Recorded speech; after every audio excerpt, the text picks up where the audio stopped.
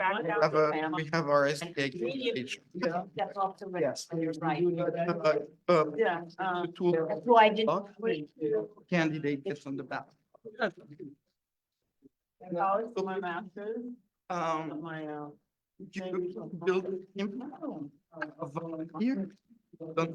twice. So on this side, you will get, on District 10, to be able to run power, you need to be a member. That's right, you can't be a member. Oh, I see. Okay. Right here, Because we don't there, people bring up and say, oh, right? Yeah. But you're a judge. we can see that the Democratic Definitely know. Party coalition Yes, That's maybe a values that's right. from liberal to communist. And a lot of people are saying, the word, I gave up. In French. No, I said, but. You know the feeling. Yeah. They could get. Enough? Good, how are you doing?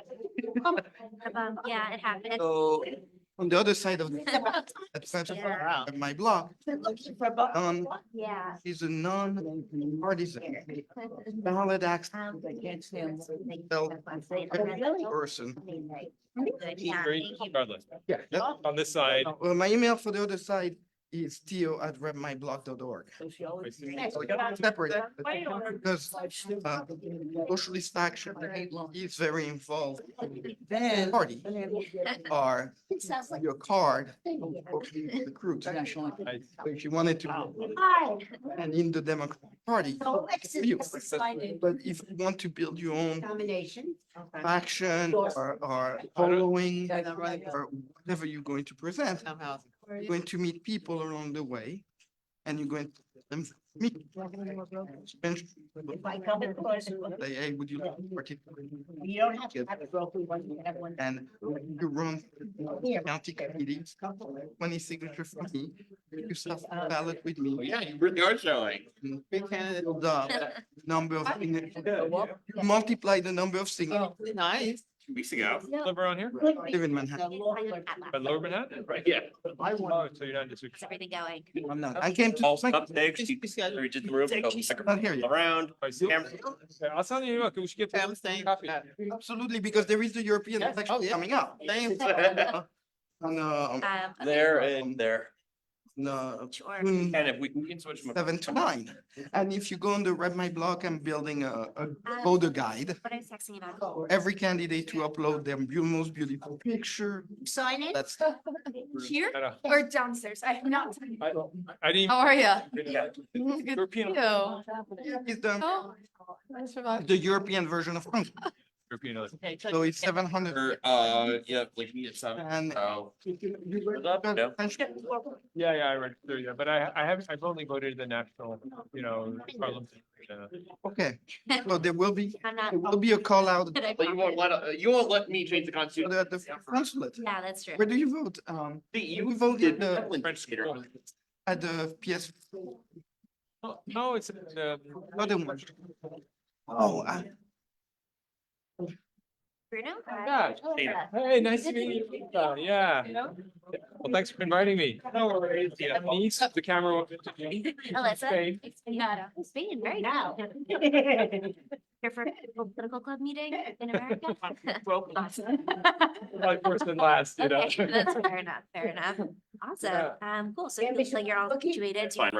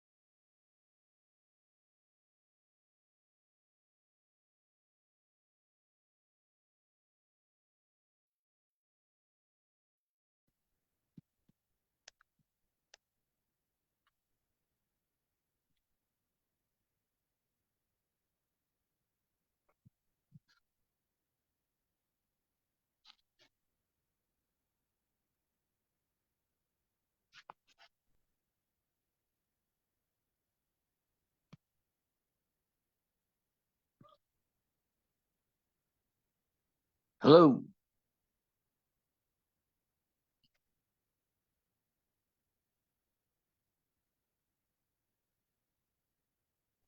Yes.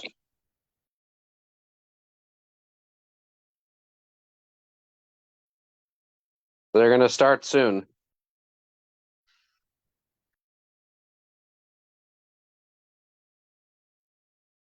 Greetings from Mexico.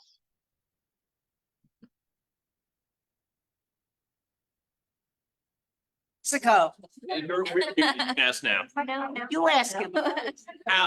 Al, what's the temperature in Mexico right now? It's getting a little chilly. It just went below 80 degrees.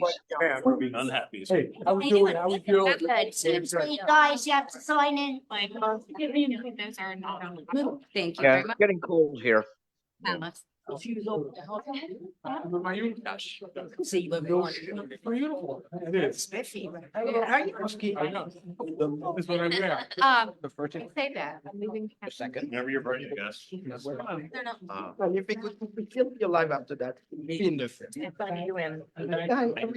Fun.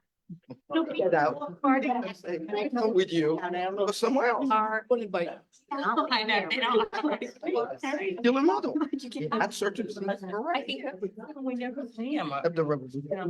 I prefer the Good, how you doing? revolution. She's good. But if you want to go to the salon once a month of me,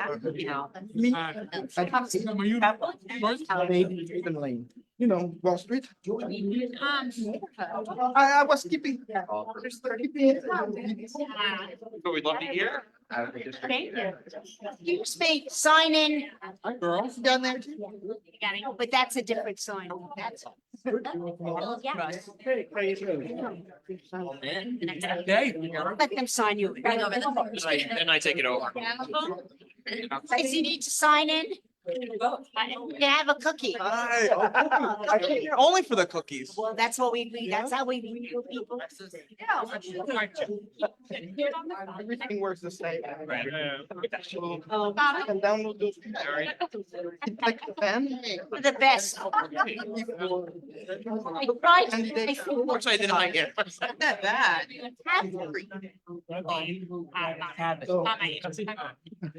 Keep looking. Sorry to make it dark. I really love some. It's not enough for the norm. No, I bought them to buy. You want some? I buy them. Please don't cut me off. Actually,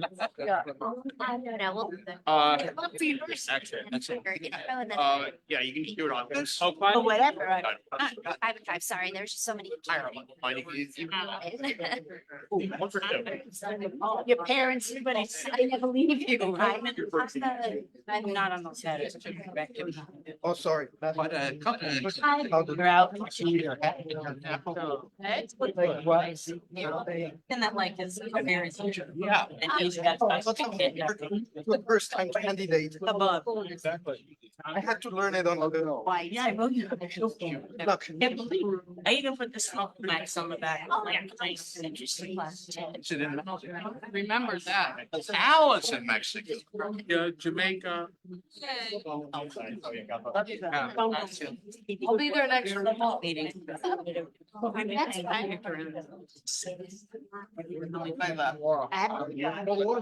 Go in time and took college. Yeah. As I heard you. I did what I could.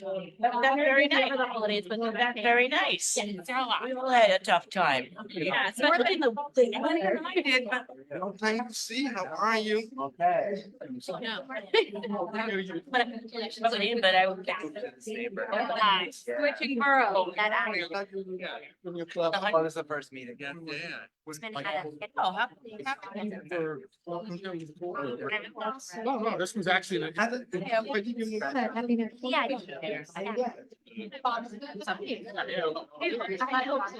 Another guest. Finally, being outside, yeah. Yeah. That's kind of weak. Lydia. Hi. Oh, you did everything. Technically, I grew up in Scotland. You want a cookie? Say hello. I'm waiting. Yeah. Come on, then. It's really annoying. And your gloves and your I phone. will. Curious. No, like, not working. Oh, let me give you my card. Scared like the first time, like. First time. And then you can take that. I know, and then you. Has not signed it. Haven't said hello yet. Oh, I didn't do it. Oh, got the campaign. Maybe. Caroline, sorry. Caroline. I don't know.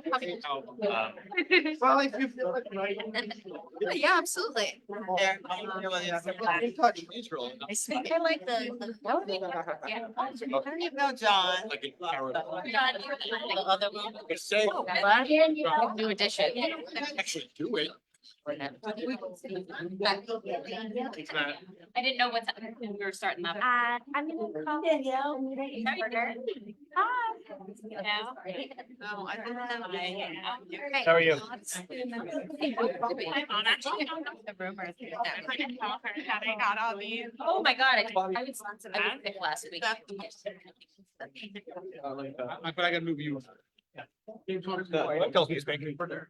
For me. Oh, that's Tuesday. Oh. I'll double check. You can't stop that. Please take care. Okay, hey folks, everyone, welcome. I'm officially calling the meeting to order. Welcome to the January general meeting. It's actually our organizing meeting, the first time that it's been in January in the club's history. We moved up the annual organizational meeting to account for the change to the elected schedule. So this way we can do all of the endorsements and everything in time for petitioning, which has been moved up, all the things, and get our calendars aligned with that of the of you know, as a local that's something that we can do. So welcome. I see some new faces, old faces. It's good to see everyone. And I am excited to have my last meeting as RND president. But only because of scheduling things, and we can blame Speaker Mike Johnson for this.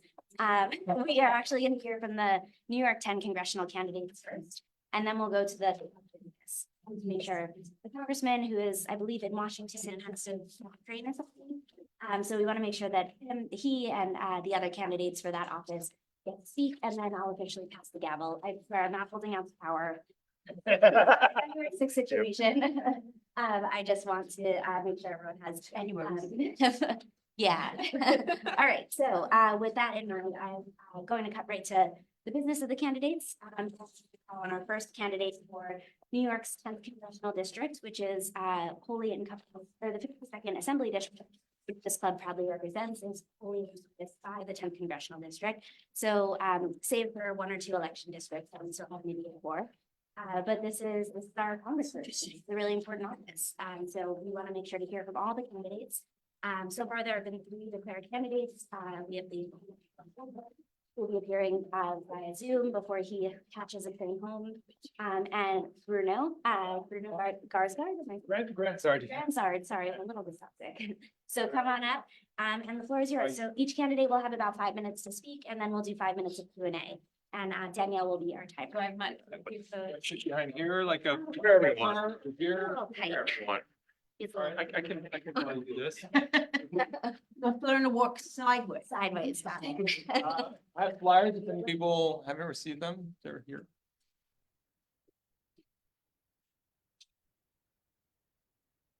So, Alyssa, thank you very much for the invitation, really appreciate it.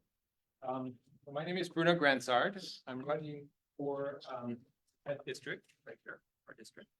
And I'd like to first talk about myself, who I am, what my policies are, and why I'm running. So let me start by just introducing myself. Again, Bruno Gradsart, it's a French name. I'm a Brooklynite by choice. Been here for about 25 years. Raised my 2 kids here at public schools. And of course, I'm a card-carrying member of the food co-op. I don't know if there are any of you, any other food co-op members? No? None? Oh, there is one. Okay, okay. All right. Well, that's good. I am up to date on my shifts, so you'll be proud of me. It's a bit of a cult, you know, so. I studied diplomacy in graduate school, but despite that, my entire career has been international business in Japan, the US, and Europe, where I've worked in strategy consulting and entrepreneurship and investment management, always looking at very complex issues, gathering a lot of data, analyzing it, coming up with recommendations, talking to a lot of folks, sort of what Congress people are supposed to do. So, you know, my campaign message revolves around 3 things. One is political reform. The second point is climate. My entire career has been spent, or at least the past 15 to 20 years has been spent working in climate change, helping startups in that space. That's what I do right now, full time. And thirdly, it's really affordability. But, you know, I think probably the most important point for me to address is the elephant in the room. Why the hell am I running? When there was a well-known candidate, an incumbent, who has unlimited resources, and you know, it's not an easy lift to make it money. So you know, I had some friends ask me, so should we be focused on MAGA Republicans and beating Donald Trump? Why are you spending your time on this? I have a little story to tell. And like all of us, all Democrats, I don't know a single Democrat who's not worried about Republicans and Donald Trump. I was very worried in 2019, 2020. I spent 14 months volunteering for Joe Biden in 5 states, knocking out thousands of doors. I did that again, senatorial races in 2022, in Pennsylvania and Georgia. And so we won each time, right? We outperformed. Really, you know, managed to win each time, and the problem hasn't been resolved. So, you know, keeping on, we need to keep on winning elections. It's very clear. I mean, there obviously but it's not solving the issues. And you know, we can have a dysfunctional political system, and putting all our resources and winning other elections is great. But at the end of the day, we're going to have the same problems in 2 years, in 4 years, in 6 years if we don't try to address some of our structural issues. I just want to talk about that. That's really what's motivating me to run. Now, those structural issues are, we have an electoral system which rewards performance and extremism. And our rules allow typically a minority of voters in different districts, whether it be Democratic or Republican, to, you know, have a voice, often by the amount of money that's being thrown at elections today. And our district is no exception. Now, the only difference is certainly Representative Goldman is not an extremist. So, you know, whatever I say, I don't want to imply that. But he was elected by 18,000 voters. There's 700,000 residents in this district. There are 400,000 registered voters. That's 5% of the electorate. 5%. Really? That's how we choose our representatives? Additionally, he spent $7 million to get elected. The second runner-up spent 600,000. So he spent 12 times more. So, I mean, is that the type of democracy we want? Now, if you just look at a number of states around the country, and by the way, here in New York, Democrats control everything. We have a trifecta. We can choose to change you know, primary elections, the voting system, you know, there's a lot of stuff. Independent, remember that word, and we're not.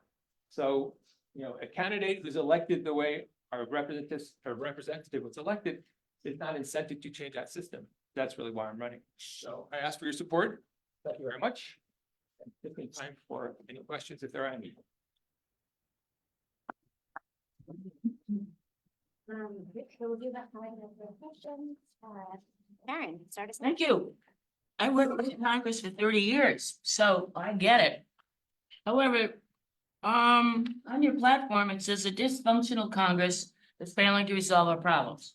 Oh, I don't think anybody disagrees with that. However, we're in the minority. We've got a speaker that is now holding up immigration, Ukrainian aid and everything hostage. You're gonna be a freshman if you even beat Mr. Goldman. What would you bring to Congress would absolutely change this dynamic of the dysfunctionality? I'd start by focusing on what I can do right here in New York, which is our voting system in New York. Now, if you just look at Common Cause, they give us a D ranking on the independent, redistricting commission, which is sort of the base of a lot of stuff. If you look at our voting system here in New York, so if you look at a primary system, only Democrats can vote in the Democratic primary, right? And then most Democrats don't vote in the primary elections. And then if you just look at our congressman, then he was elected 26% of the vote. So we have these outdated rules. I would start by lobbying New York very hard to change those rules. Why? Because that matters who we elect. That really matters. Think of the rules that were changed in Alaska. Lisa Murkowski got elected despite voting for impeachment. Mary Peltola got elected, first Democrat in years. That's really what I would. You're introducing me to Politics 101, which I get. Yeah. I said, if you were elected and you were a freshman in the United States Congress, and the next session of Congress, you're talking about dysfunctionality as one of your platforms. What would you do to change it with your colleagues or with the Republicans? I'd start by getting together with New York colleagues, try to change the voting in New York, and I try to get those same changes in every state, because those are state rules. That would be the major focus of my efforts. And then there are a number of policies. If I think of Social Security, why have we not been able to solve Social Security for 20-something years? If you look at the platform of a lot of politicians, they will say, we will only accept this or only accept that. To security, it's crazy. I mean, everyone knows what the solution is. It's not rocket science. And yet it's not happening because we're electing extremists. We'll do another question. Julia. Are there any decisions or votes you can point to that Dan Goldman made or voted on that you would have done differently? Yeah, he voted against a debt ceiling increase. I thought it was only extremist Republicans that were doing that, and he voted. I called the office, and they said it was on principle. That really surprised me, because if there's one thing you don't want to do is to go bankrupt at it, as a state, and that hurts everyone in the country. So I'm sorry, but that was a grandstanding vote, and I really approve of that. Thanks for the question. We have time for one more very quick question. Ira. I'd like to hear a really interesting question. Given the fact that the country does go into debt, Congress still gets paid. Would you be willing to support legislation saying, hi there, if the rest of us don't get paid, Social Security doesn't get paid, the military doesn't get paid, then Congress doesn't get paid, because maybe then they'd solve the debt crisis. Yeah, absolutely. I mean, they're not doing their job. It's crazy. Absolutely insane. Awesome. Well, thank you so much for stop talking.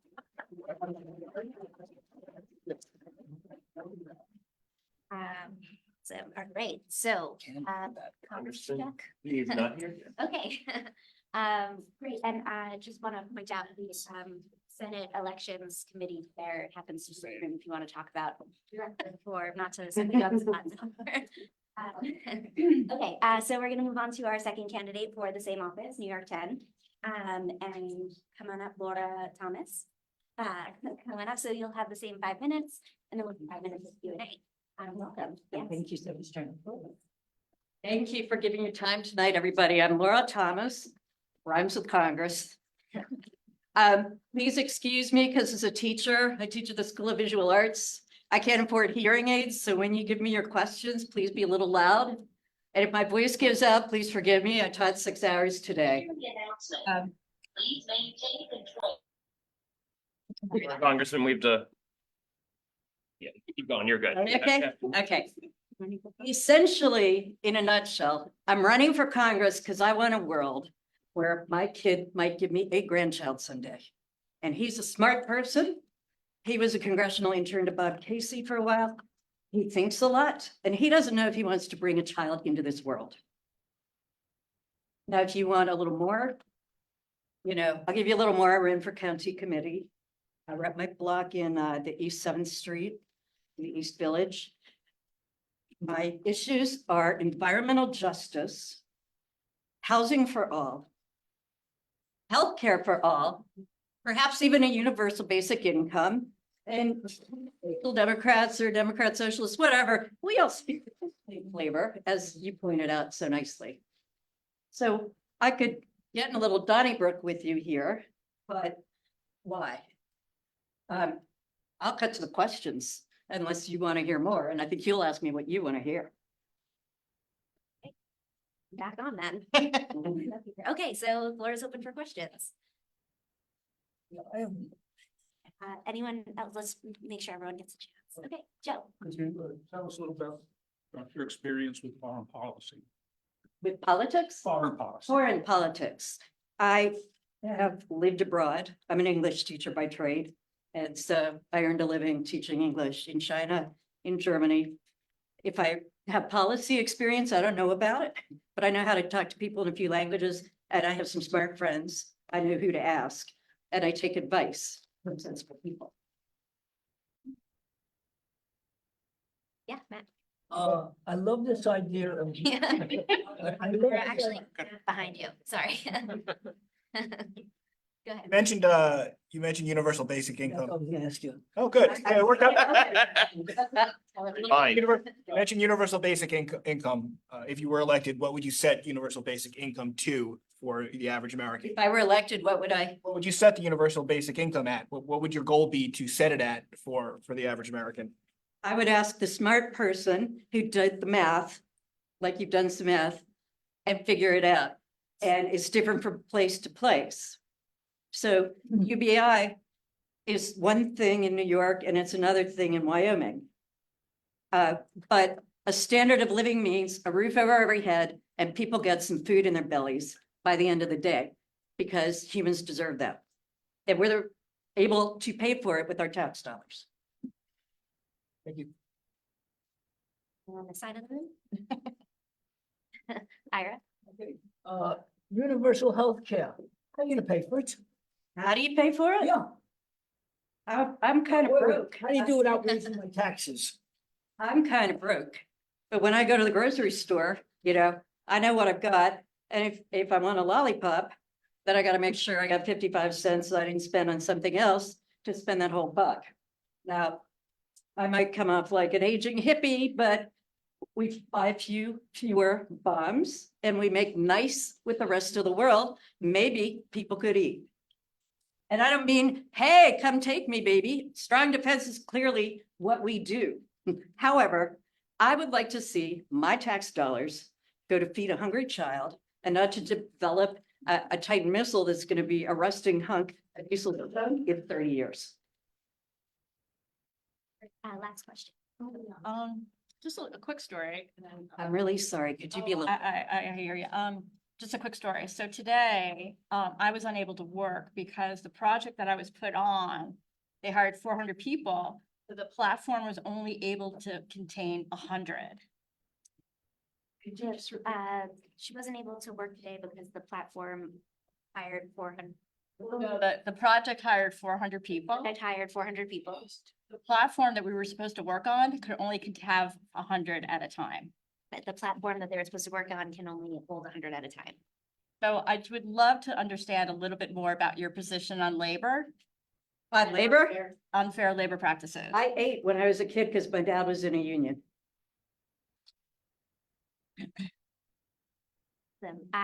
Great. Thank you so much for Thank stopping you by. all. Appreciate it. Yeah, if you have not signed in, please do so because it may impact your ability to vote in our election. Thank you. And also, if you haven't yet paid your dues, please Come say hi. That all Do we have impact your ability we have to come to you? Uh, I already. I think the Congress members pressed yeah, for time. we've got a bunch of trains, so let's make sure we hear from our Congressman, Dan Goldman. Congressman, we are giving each candidate about 5 minutes for intro remarks, and then we'll do 5 minutes of Q&A. So the floor is yours. Great. Thank you so much, Alyssa. Good to see everybody. I'm sorry I can't be there in person. I am actually in the airport right now, about to fly back because, forecast of 1 or 2 inches of snow shuts Washington down. So we have no votes tomorrow. But it's great to be with you all. And the first year has been eye-opening and frustrating all at the same time. I've really enjoyed getting to know you all, working with you, and proud that Alyssa and a few other folks are out there petitioning to get President Biden on the ballot, and looking forward to the convention next summer. One of the bright spots of this year has been working with your assembly member, Joanne Simon.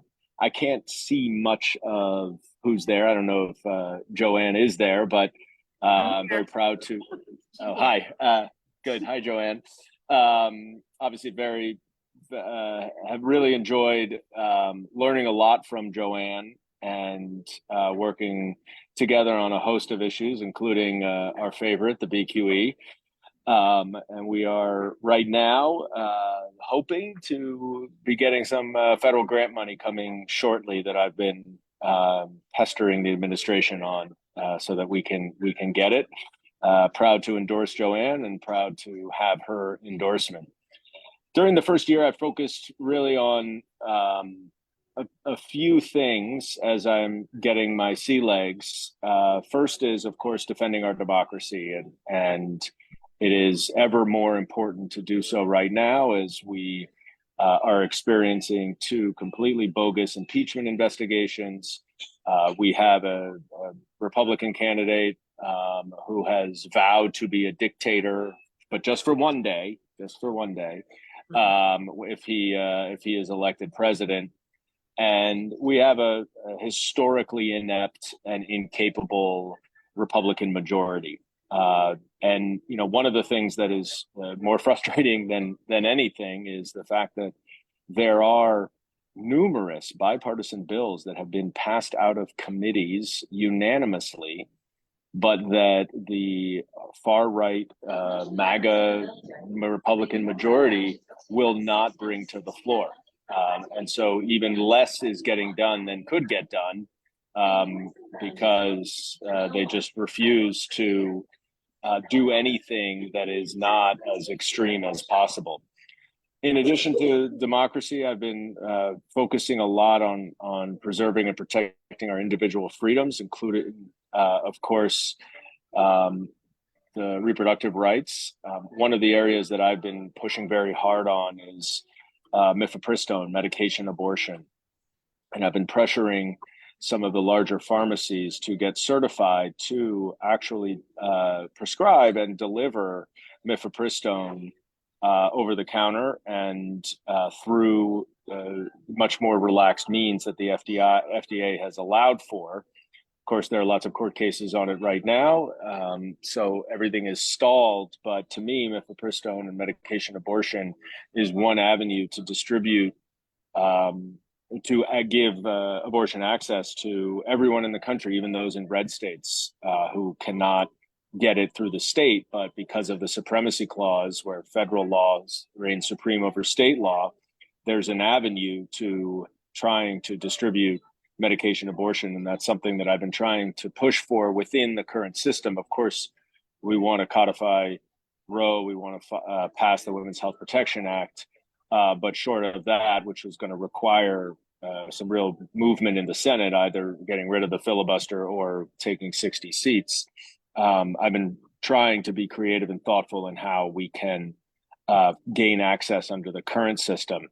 I am the vice chair of the Gun Violence Prevention Task Force, and I'm the chair of the Gun Violence Prevention Working Group within the DADS Caucus. and have been very active in pushing for basic common sense gun safety legislation that is supported by the overwhelming majority of Americans, but has run into a brick wall with the Republicans who continue to be more loyal to the gun lobby than they are to their own children, frankly. But we're going to continue to push on that. And that's something that if they're not willing to do, I think will become a real issue in this upcoming election. I've also been. I'm sorry to jump in. You're at 5 Sure. minutes. Oh, there was a sorry. line, but you might not have been able to see it, so. I can't, yeah. But Sorry. I'm sure we'll address a lot of the stuff you were talking about in questions. So we're gonna do about 5 minutes of Q&A now as well. So opening up for questions for. Yeah, just, thanks, Congressman. I. Make sure you speak up so you can hear. What's that? Make sure you speak up so you can hear. Oh, okay. Yeah, this year is a big year for ERA. And, I understand what you were talking about, reproductive rights, but, I think the bigger issue is, the fact that women are not equal in this country. So what is your position on passing ERA this year? I'm a strong supporter of the ERA. I have been getting up to speed and focusing on different ways that we can push it forward within the states, so that we can, so that ultimately we can get that passed. The ERA is I think fundamental and core to our basic values in this country, which is equality for all. And I'm proud to support it. And I've been working with some of the leading sponsors on it to try to figure out how we can push it forward. We have a question in the chat. It's been really painful to see your partisanship on Gaza. At what point or what needs to change for you to call on either a ceasefire or to acknowledge at the very least this heavy civilian death toll? Oh, well, I've regularly and routinely acknowledged how horrific the death toll in Gaza is and how awful the situation is there. I am, alarmed and saddened deeply by the pictures that are coming out of there, the displacement of so many innocent civilians in Gaza who unfortunately are under the reign of a terrorist organization. I don't view this as a partisan issue. I think this is a democratic issue, which is that we need to eliminate terrorism and we need to eliminate the terrorist organizations that would and did execute such a horrific attack as they did on October 7th. So I am all for a ceasefire. I would love for it to happen as soon as possible. Right after Hamas releases the hostages and surrenders, because Hamas can no longer govern in Gaza. There's no safety or security for Israel, and there would be no possible path toward prosperity for the Gazan people. So removing Hamas is actually in the best interest not only of Israel, but also of the Palestinian people. And I hope desperately that we can reach a ceasefire as soon as possible, and that of course would require Hamas to release the hostages, which they refuse to do. Okay, last question, Maya. Go ahead. So I think in about a week and a half, there's a hearing in the House Administration Committee on how AI can be used to innovate the legislative process. I'm curious for your thoughts on how AI can be used safely and integrated into your work as a congressman and the work being done in Congress more broadly. I know ChatGPT is already being used by staffers. I don't know if it's in your office as well, but yeah, curious for your thoughts on that. It's a great question, and I think as Congress is drilling down on AI, because we are trying to figure out how to harness the power of it for good and mitigate the downside for bad. Frankly, I've been focusing, I must admit, more on trying to imagine the downsides and protect against the downsides, especially as it relates to disinformation. We already encounter so much disinformation online. Obviously, in the 2016 election, the Russians interfered in our election through a disinformation online campaign. And that, of course, was before AI, but the notion of deep fakes or just completely bogus, made up videos or written information is very scary and could be incredibly disruptive to not only our elections, but our general political system and frankly, our culture and generally. And so I've had several meetings with some of the tech companies about trying to figure out ways of minimizing that. Frankly, I am learning still about the upsides, and in just about every meeting I have, I had a meeting with a company in the district called Via. You may remember Via it used to be one of the rideshare cars. They no longer do that, but they have incredible technology that can help to significantly overhaul public transportation in smaller cities than New York through technology. And as with almost every meeting, I ask, so how is AI having an impact on you? How can you use it? And it's something that we're all trying to get smarter about. We don't use AI, ChatGPT in my office per se, but I certainly think that there are ways that we ought to be thinking about harnessing the power of it. Thank you so much, Congressman, and safe travels back home. Thank you for joining us. Let's give a hand. Great. Thank you all. So great to see you all and look forward to seeing you soon. Be around the district next week for Gun Violence Survivors Week that we're doing a number of events and would love to see any and all of you there. Take care. Thank you. Thank you. Okay, great. So like I mentioned at the top, I'm not supposed to be president anymore, but I've held on to power as much as I can. But time is pass that torch. So we have a bit of business to attend to. So bear with us as we rattle off some things. But before we officially do the end of the nominations, wanted to give a huge shout out to everyone in the room who turned out over the last about 5 weeks for petitioning for the presidential slate, delegates and the president himself. So a lot of INDers in this room put in a tremendous effort to get New York 10 accredited for the ballot. Super excited about that. And we had some incredible petitioners out there. Several members of the 100s Club, which got more than 100 signatures. We have a member of the 200s Club. In fact, our second VP, Michelle Friedman, who's taking a nice break in Mexico, got 247 or something individual signatures, which is incredible. And overall, we got signatures for the delegate slate of over 12,000, and for President Biden, again, about 12,000 as well. So a phenomenal job. So everyone in New York's 10th congressional district has IND to thank for having somebody to go and vote for on the primary. So, 1,200. did I say 12,000? Yeah. That's Put it downplay, but then we would have gone. 1,200. I put the comma in the wrong place. Thank you for the correction. Okay, so that wraps up. And before you leave that, there were 3 congressional districts in the entire county who did very well, and we were number 1. Yes. All right, so that was my last sort of thing I was doing as president, and now we are opening nominations again for our executive board rather, and our officers. I'd also like to make I'd like to move that IND endorses the delegate slate from the New York 10th congressional district. Do I hear a second? Second, third. Great. Just so everyone's clear, several INDers are on that slate. So I'm one of them. Our Joanne Simon is one. Carlos is one as well. And we're very excited to serve the club and the district at the convention. So a motion was made.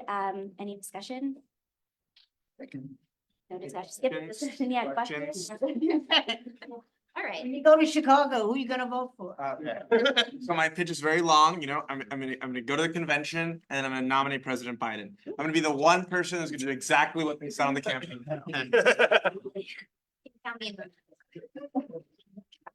So all in favor of endorsing the delegate slate for New York 10? Aye. Aye. Right, opposed? No, hearing none. Okay, abstained. All right, we endorse them. That's great. Okay, now opening up nominations for the final position of the officers, which is the corresponding secretary, a role that has been filled by Seamus for the last 2 years, amazingly, and before him by me, amazingly. So I would like your nomination for that position. It's I nominate Melinda Rasco. in. Second. Perfect, thank you. And is she on? Yes. Okay, she accepts, correct? She told me she Yes, accepted. I accept. Yes, I can. Awesome. Okay, so that was the last one that we had to fill.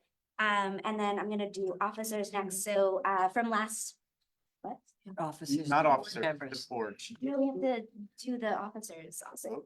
To vote, yeah. So I'm saying along with Melinda as corresponding secretary, last meeting, we nominated Seamus Campbell as president. As first vice president, we have Danielle Zuckerman. Second vice president, Karen Johnson. Treasurer, Lacey Eastis. Reporting secretary, Lynn Hill. And is there a motion to vote them in as a slate? So moved. Beautiful, all right. Dictatorship. All right, all in favor of, Aye.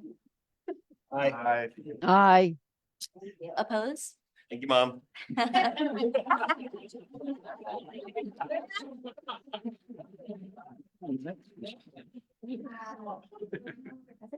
Am I passing the gavel now? I guess so. Okay.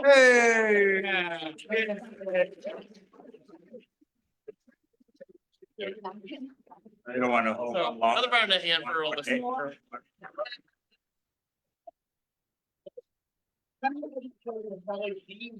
Election cycle. How many was that, like 5 endorsement meetings? Yeah, 5. Yeah, so, okay, so, we still have to do, the rest of the executive board. So far being nominated is Steve Bronstein, Hal Friedman, Joan Millman. I'm gonna screw this up because I'm tired. I only got like 3 hours of sleep last night. Jason Shelley, Art Levy, Julia Ilamika Sachs, Bruce Farrell, Suzanne Pasquantonio, Ira Weinstock, Ira Kornberg, Sari, Zabisky. Are there any other nominations? Nancy Shu. Oh, I hear Nancy Shu. Nancy Shu, she did email that she's interested. Okay. I heard Greg Monty, he did email that he's interested. I nominate Aileen Doherty. She is interested, email that she's interested. Also, he's emailed that he's interested in Hamiz Azul. He's also present. Any other nominations? Hearing none, nominations are closed. All in favor to, or is there a motion to accept? Susanna? Susanna's there. Oh, she is good. Is there a motion to accept the nominations as a slate? Moved. Second, all in favor? Aye. Congratulations.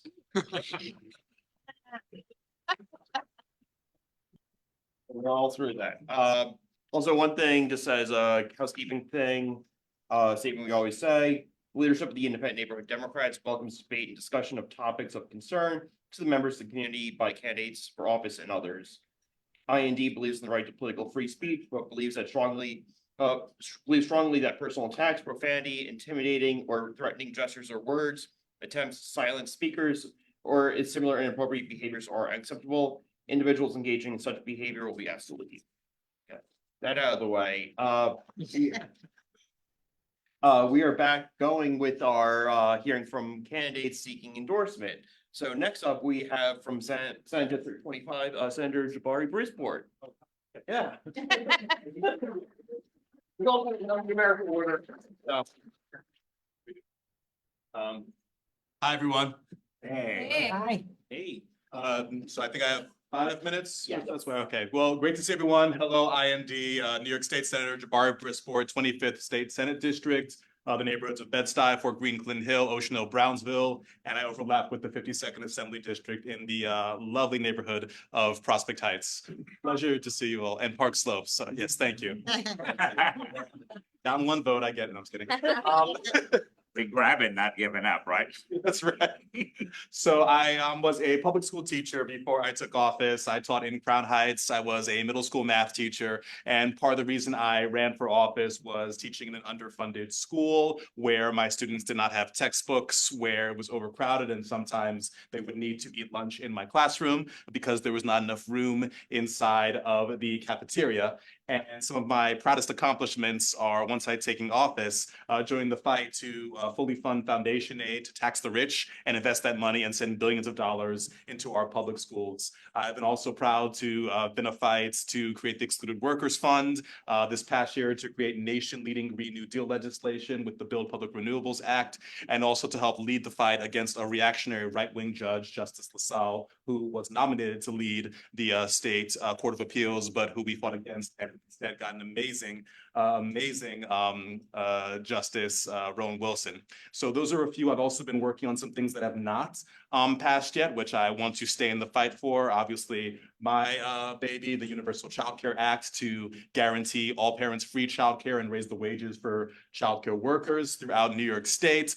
Also, bills that are not my own, but I feel very passionately about, the New York Health Act to guarantee healthcare to all New York State residents, and also good cause eviction to make sure that people can remain in their homes. So I don't know if I took the full 5 minutes, but I would absolutely love your endorsement and your support in helping me stay in office and keep up the fight for solid legislation to protect and support and uplift working class New Yorkers. And I'll just make myself available for any questions now.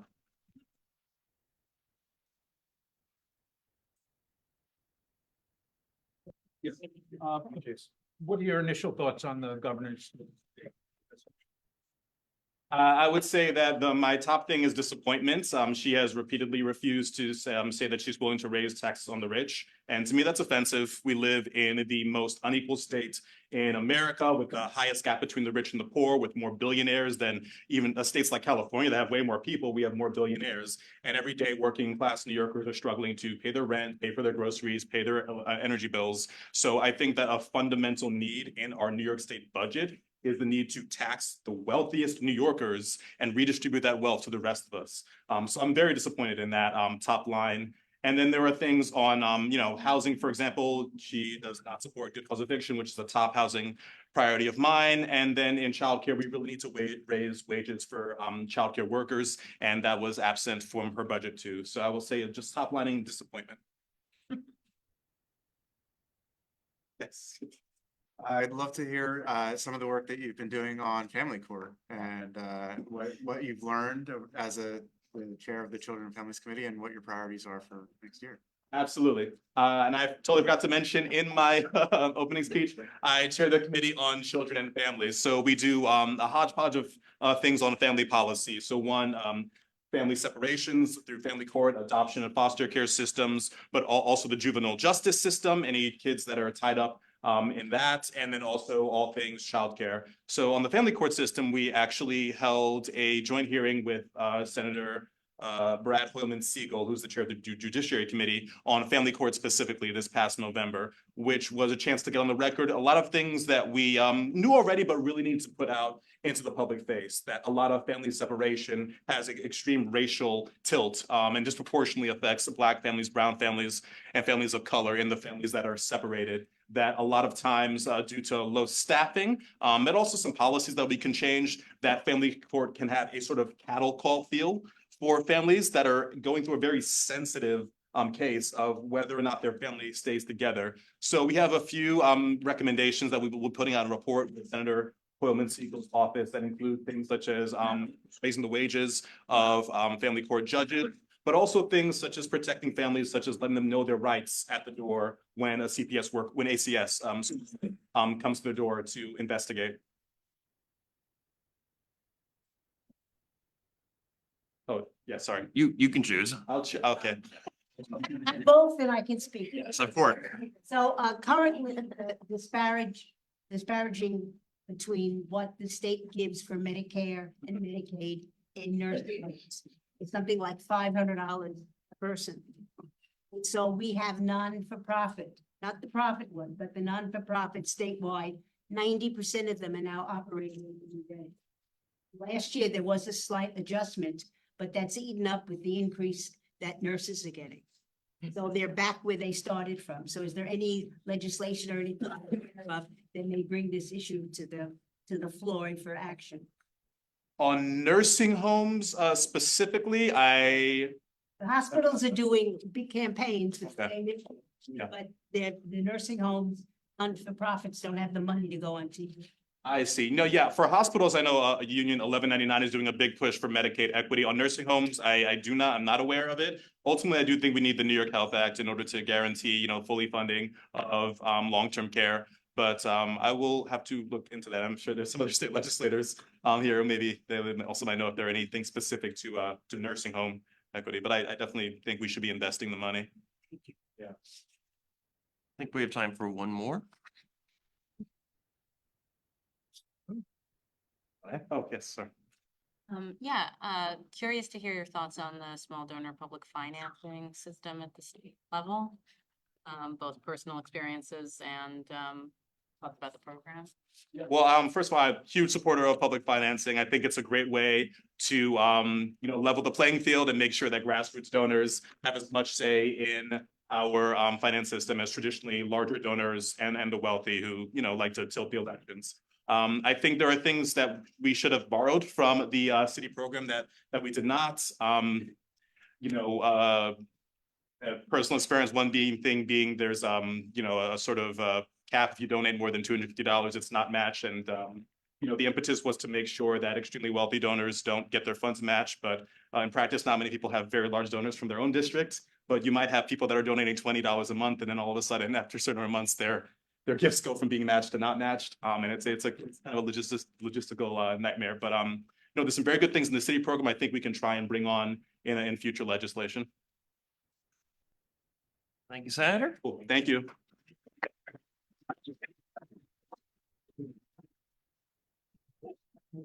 Also, I forgot to say my funny line, which was after being elected, I was going to quote Pope Francis, who said, "May God have mercy on you all." He actually said that after being elected Pope. Fun fact. I know these things. So next up is from State Senate District 20, a fellow Fordham grad, Senator Zelnor Myrie, and also the election committee. People standing behind. Are we standing here for a reason? Where are people? Stand on the table for all people here. Sit on the table. Good evening, everyone. Good evening. Good evening. You know how I do when I come to IND. So firstly, I just want to say thank you to IND. I don't currently have an opponent, but I'm running for my 4th term in the state Senate. Even just to say it, and to think that just 6 years ago, it was you who stood up and said, we're gonna buck the establishment. We're gonna take a risk on this kid. And 6 years later, that decision has had very real consequences for millions of people across this state. We passed the most sweeping rent laws in generations, protecting tens of thousands of New Yorkers from being evicted. We passed the Climate Leadership Protection Community Act. Strongest goals to mitigate climate change in the country. We reformed our legal system so that it could be just and fair. We worked on gun safety, passing first in the nation laws to hold the gun industry accountable, to put more resources into our communities, literally saving thousands of lives. And last year, on November 16th, I will never forget it, the governor came to Brooklyn to sign the Clean Slate Act, giving millions of New Yorkers a second chance, giving them an opportunity to be in the economy. So what happens at these meetings matters. The signatures that you get matter. The doors that you knock matter, because lives are literally changed by the work that you do.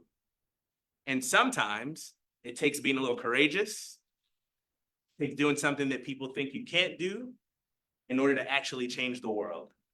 And IND has been that for me, and I would be honored to earn your support again for State Senate. So thank you very much and happy to answer any questions. Hey, you did not mention elections and Yes. voting.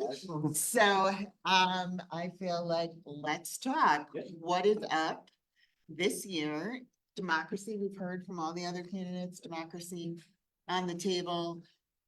What can we expect from Albany this year? Please say it's. All right, so there are a couple of things. And I appreciated hearing from many of the candidates. We've made over 100 changes to the election law in the past 6 years. And we made one particular change, the John R. Lewis Voting Rights Act of New York, that is the strongest.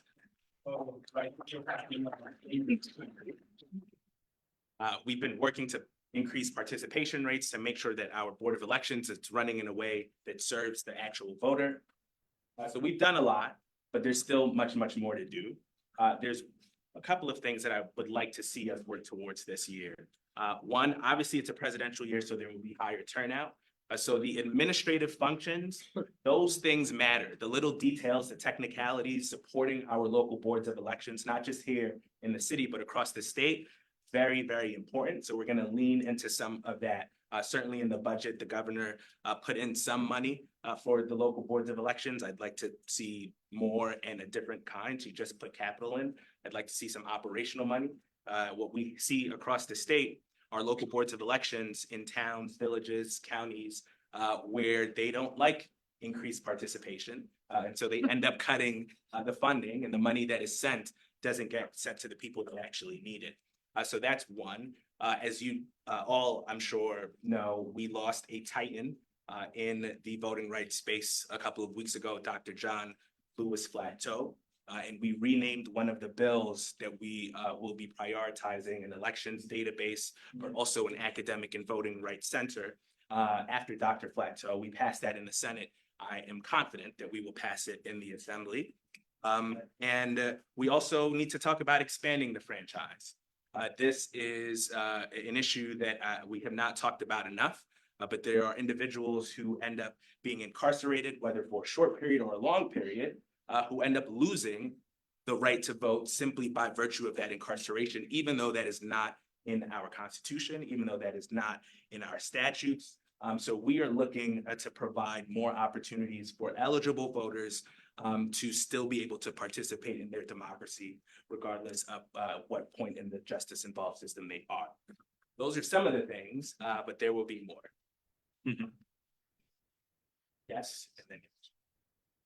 What are some pieces of non-voting legislation that you're excited about this session and that you're really hoping to pass? Yeah, so someone asked about the state of the state earlier, and there are some things I share. I share some of the concerns of my colleague, but I also found some good things in there that I think we're going to lean into for this session, two in particular. So one, we're all familiar with the issue of deed theft. And that is when people have their titles taken from them in subversive ways. But many people don't know that deed theft is not a crime. So someone can have their entire generational wealth stolen from them, and prosecutors don't have a statute to point to and say this is a crime. So last year, we worked with Attorney General Tish James. We introduced a bill to make deed theft a crime. We passed it in the Senate. I'm hopeful that we can get it across in the Assembly. However, the governor put it in her budget as what we call an Article 7. And so I'm hopeful that that will give it more momentum and that we can get that across the finish line, particularly to protect a lot of the Black homeowners throughout the city, state who fall and prey to that. But I've also been talking about a universal access pilot. It is timely for an unfortunate reason. I'm sure some of us saw a few weeks ago one of the teenagers who died subway surfing. We're going to be doing a letter. We're going to be joined by some of our colleagues on this to social media companies tomorrow to tell them to remove every single video of subway surfing. And they promised that they were going to do that in the past. I saw it in my, just strolling on Instagram, saw it and said, we got to do something about this. But the most deaths have occurred between the hours of 3 p.m. and 6 p.m. There are no after-school programs. Kids have nothing to do. And so we're hoping to have a pilot here to say if you are in a school district or some designated area, you need a program, you want to be a part of a program, you will get that program. In many ways, how we have done universal pre-K. And the governor, for the first time, put an increase in after-school funding in this state of the state, $20 million, and also some consolidation of the current system. So we're going to be leaning in pretty hard on both of those for the next couple of months until the budget passes. Excellent. I'm still on the corrections committee. Damn. Okay, what is being done? Is anything being done to try and with the understanding that there are some people in this state who commit crimes who need and deserve to be incarcerated? What have you done, or what has the committee done to try and make the state prison system, more humane and make it a real correctional system? Like maybe have like a low minimum security prisons, because I've been to prisons and they are disgusting and inhuman. What is the corrections committee doing about that? Yeah, great question. Committee chaired by my colleague, Senator Julia Salazar, who actually just introduced a pretty expansive bill around protecting individuals who are incarcerated and looking at some of these issues. I don't have the details, happy to send that to you. But if we step back, I, as a second-year law student, taught in Auburn Correctional Facility, a maximum security prison upstate. I remember going in and trying to get materials in for my students and not being able to do that, being stopped by the guards. I had them throw away my material. I saw the conditions myself. This is the same group of individuals who make the license plates that we use and drive, but who live in deplorable conditions that we pay $80,000 per person every single year for. So I don't want to break too much news, but I'm going to be working with the chair of the investigations committee in the Senate, Senator James Skoufis. We are looking at CoreCraft. We wrote an op-ed late last year. CoreCraft is the private organization that profits from prison labor. And they make close to $60 million a year in profit. And the individuals doing the actual work get paid 60 cents an hour. We're going to be looking at not just the pay issue, but what CoreCraft has done inside. And I think that is going to give us some space to talk about just general conditions. But I'll get the Salazar bill because I think it speaks more to what you're talking about. Thank you.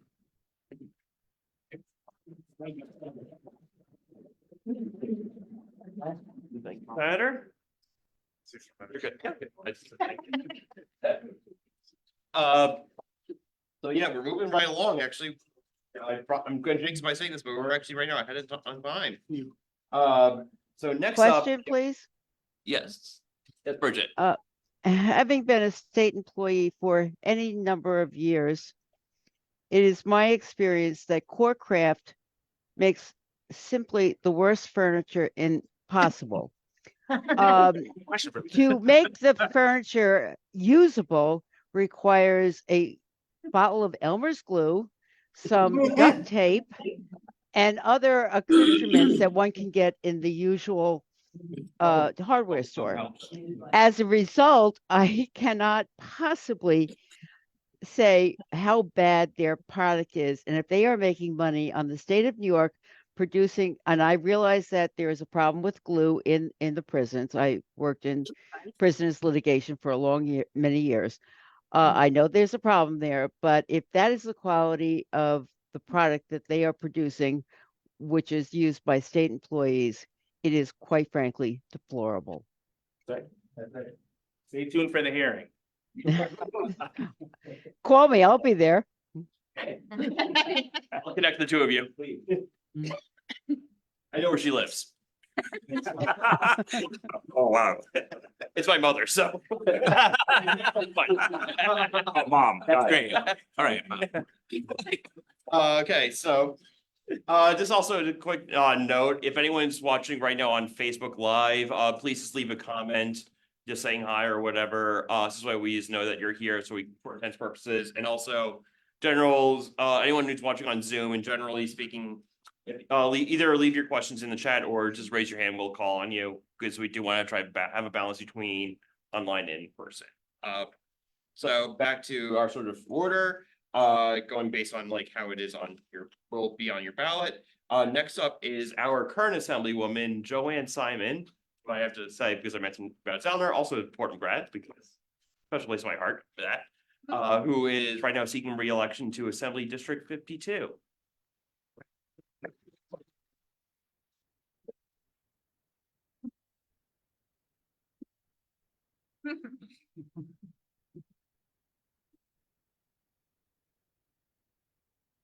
So I was a teacher, so I brought notes.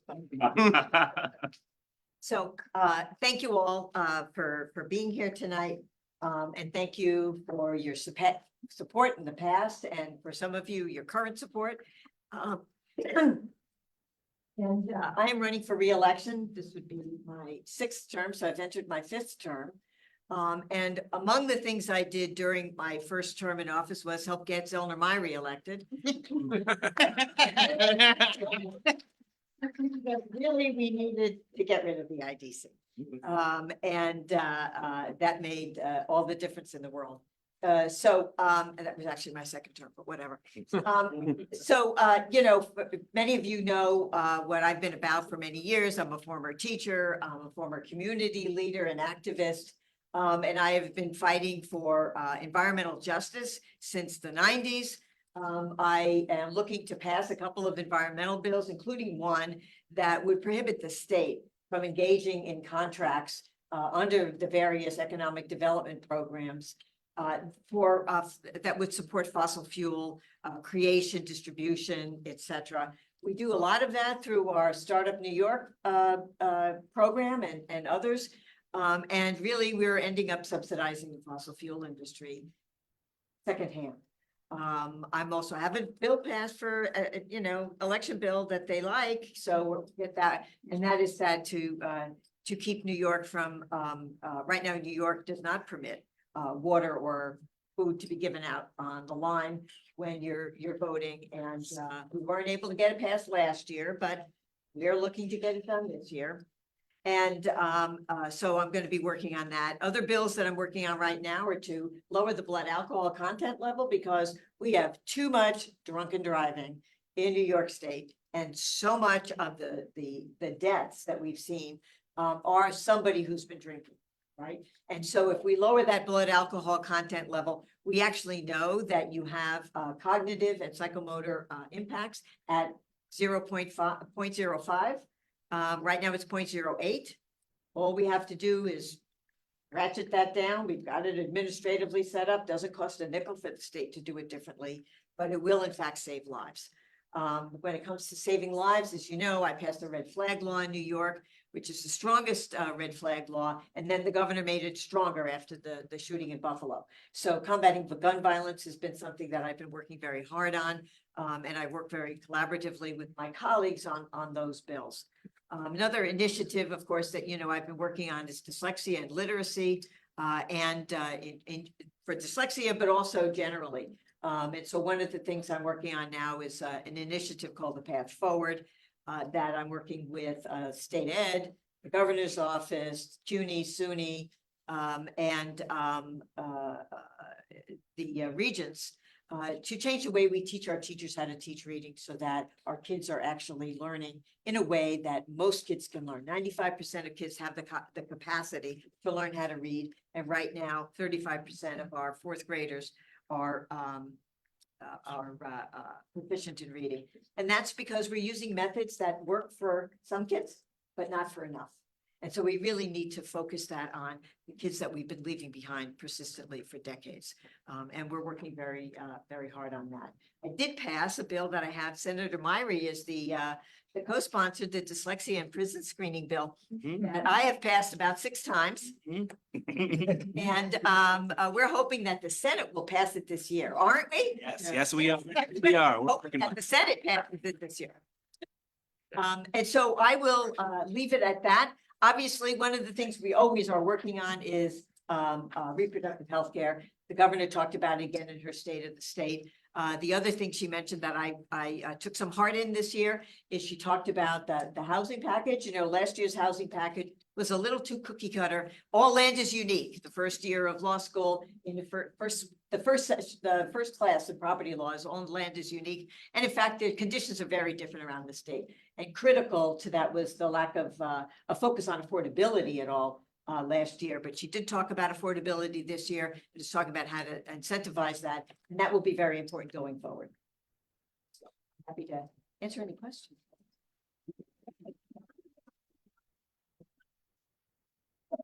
Yes, sir. You did mention housing and it has been a very sticky wicket. What legislation do you think actually has a chance of getting out and becoming signed into law this year? Because I mean, there's been a lot of haggling, a lot of talking about it, but not much is actually getting done. So what do you think we could actually get out of the assembly and get onto the governor's desk that she'd actually sign? Well, there are actually a number of housing bills that have been signed by the governor, right? We passed a lot of housing bills, but they were not about, particularly about the creation of new housing, or about how to finance that, right? So 421A as a program, incentivized building, but it was originally done just to incentivize building at a time when we needed to do that. And then it was changed to allow some affordable housing, but unfortunately, a lot of it wasn't actually affordable. If you have, under the rubric of affordability, 165% of AMI, that's really, middle income housing. It's not really affordable to the people who need affordability. And so a classic example at Atlantic Yards where there was those levels, there's 2,250 units supposed to be built.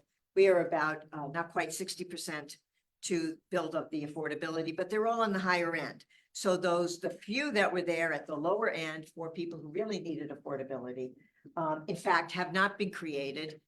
The developer has defaulted on the bonds. We don't know that it will ever happen. And so right now we're at a stagnation now for a number of years, but it wasn't except for the community, organizing a fair housing action to get anything done at all there. So one of the things we need to look at is, what is that deal? Is it feasible? One of the things we've learned at Atlantic Yards is actually nobody ever analyzed whether it was feasible to build it, and to build in particular the platforms over the rail yards. And in fact, nobody's ever done that in Brooklyn. The finances of doing it in Brooklyn are different than Manhattan. ESD just sort of accepted the word of the developer at the time. Now, this is 20 years ago, so we're on our 5th governor.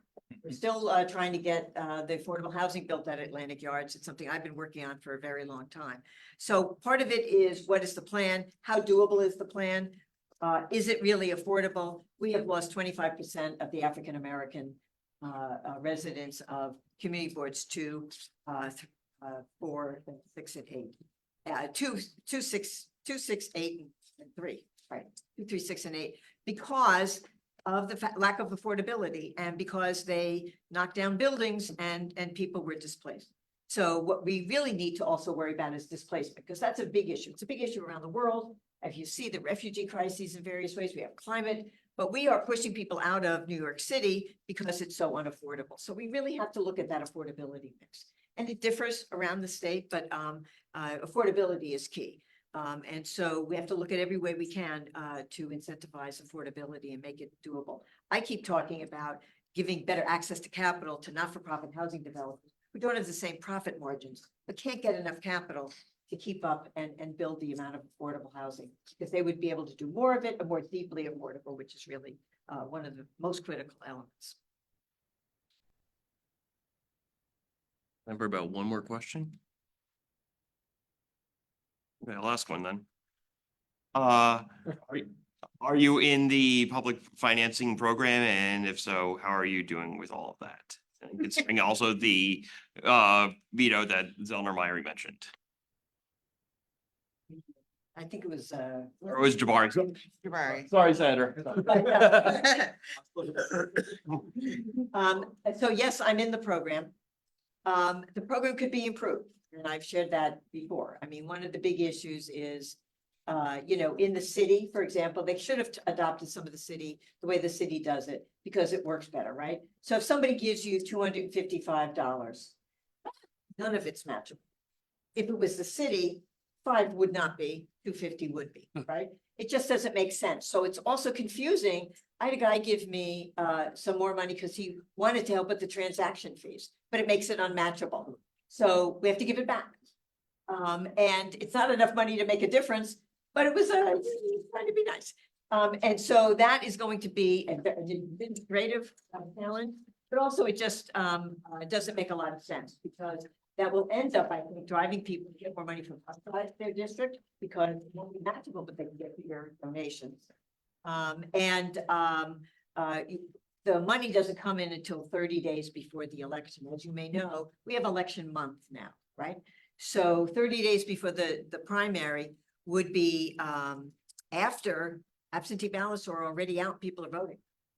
And then we have early voting, so which is 10 days before the election. So that is a real challenge from a mechanical functional point of view.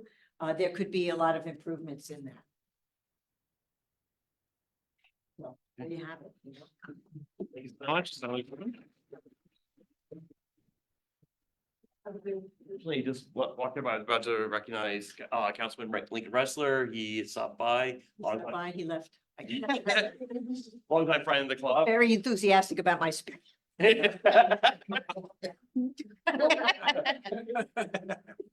Okay, so moving right along now. So this we're just going by sheer order of who walked in the room first. So now we're into the area of district leader, which you'll see on your ballot as member of the state committee. It is, I think, no longer a gendered role, but so the way it works, like, it basically is you'll be voting for two people of different gender identities. Whoever is the top people of different identities then will be elected. Thank you. And we have a friend of the club, Amelia DeClark, to thank for that. She was the one who was able to get the rule change passed back in 2019.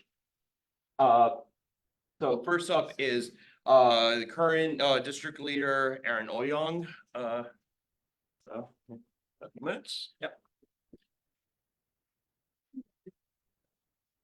Thanks so much for making the time for me to speak to all of you. What I'll say generally is I'll say pretty much three things. The first thing is just kind of took me a little bit to think about this whole term, think about how I summarize this term, because I think one of the hardest things to do as district leader a lot of times when people just look up to you and they ask you just, so what is a district leader and what do you do? And you're kind of like, oh, okay.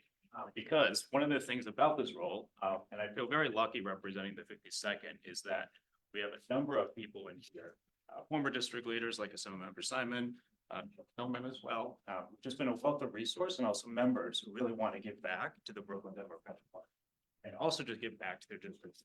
They've laid such a great blueprint and such a great legacy for myself and for Lydia to follow as well.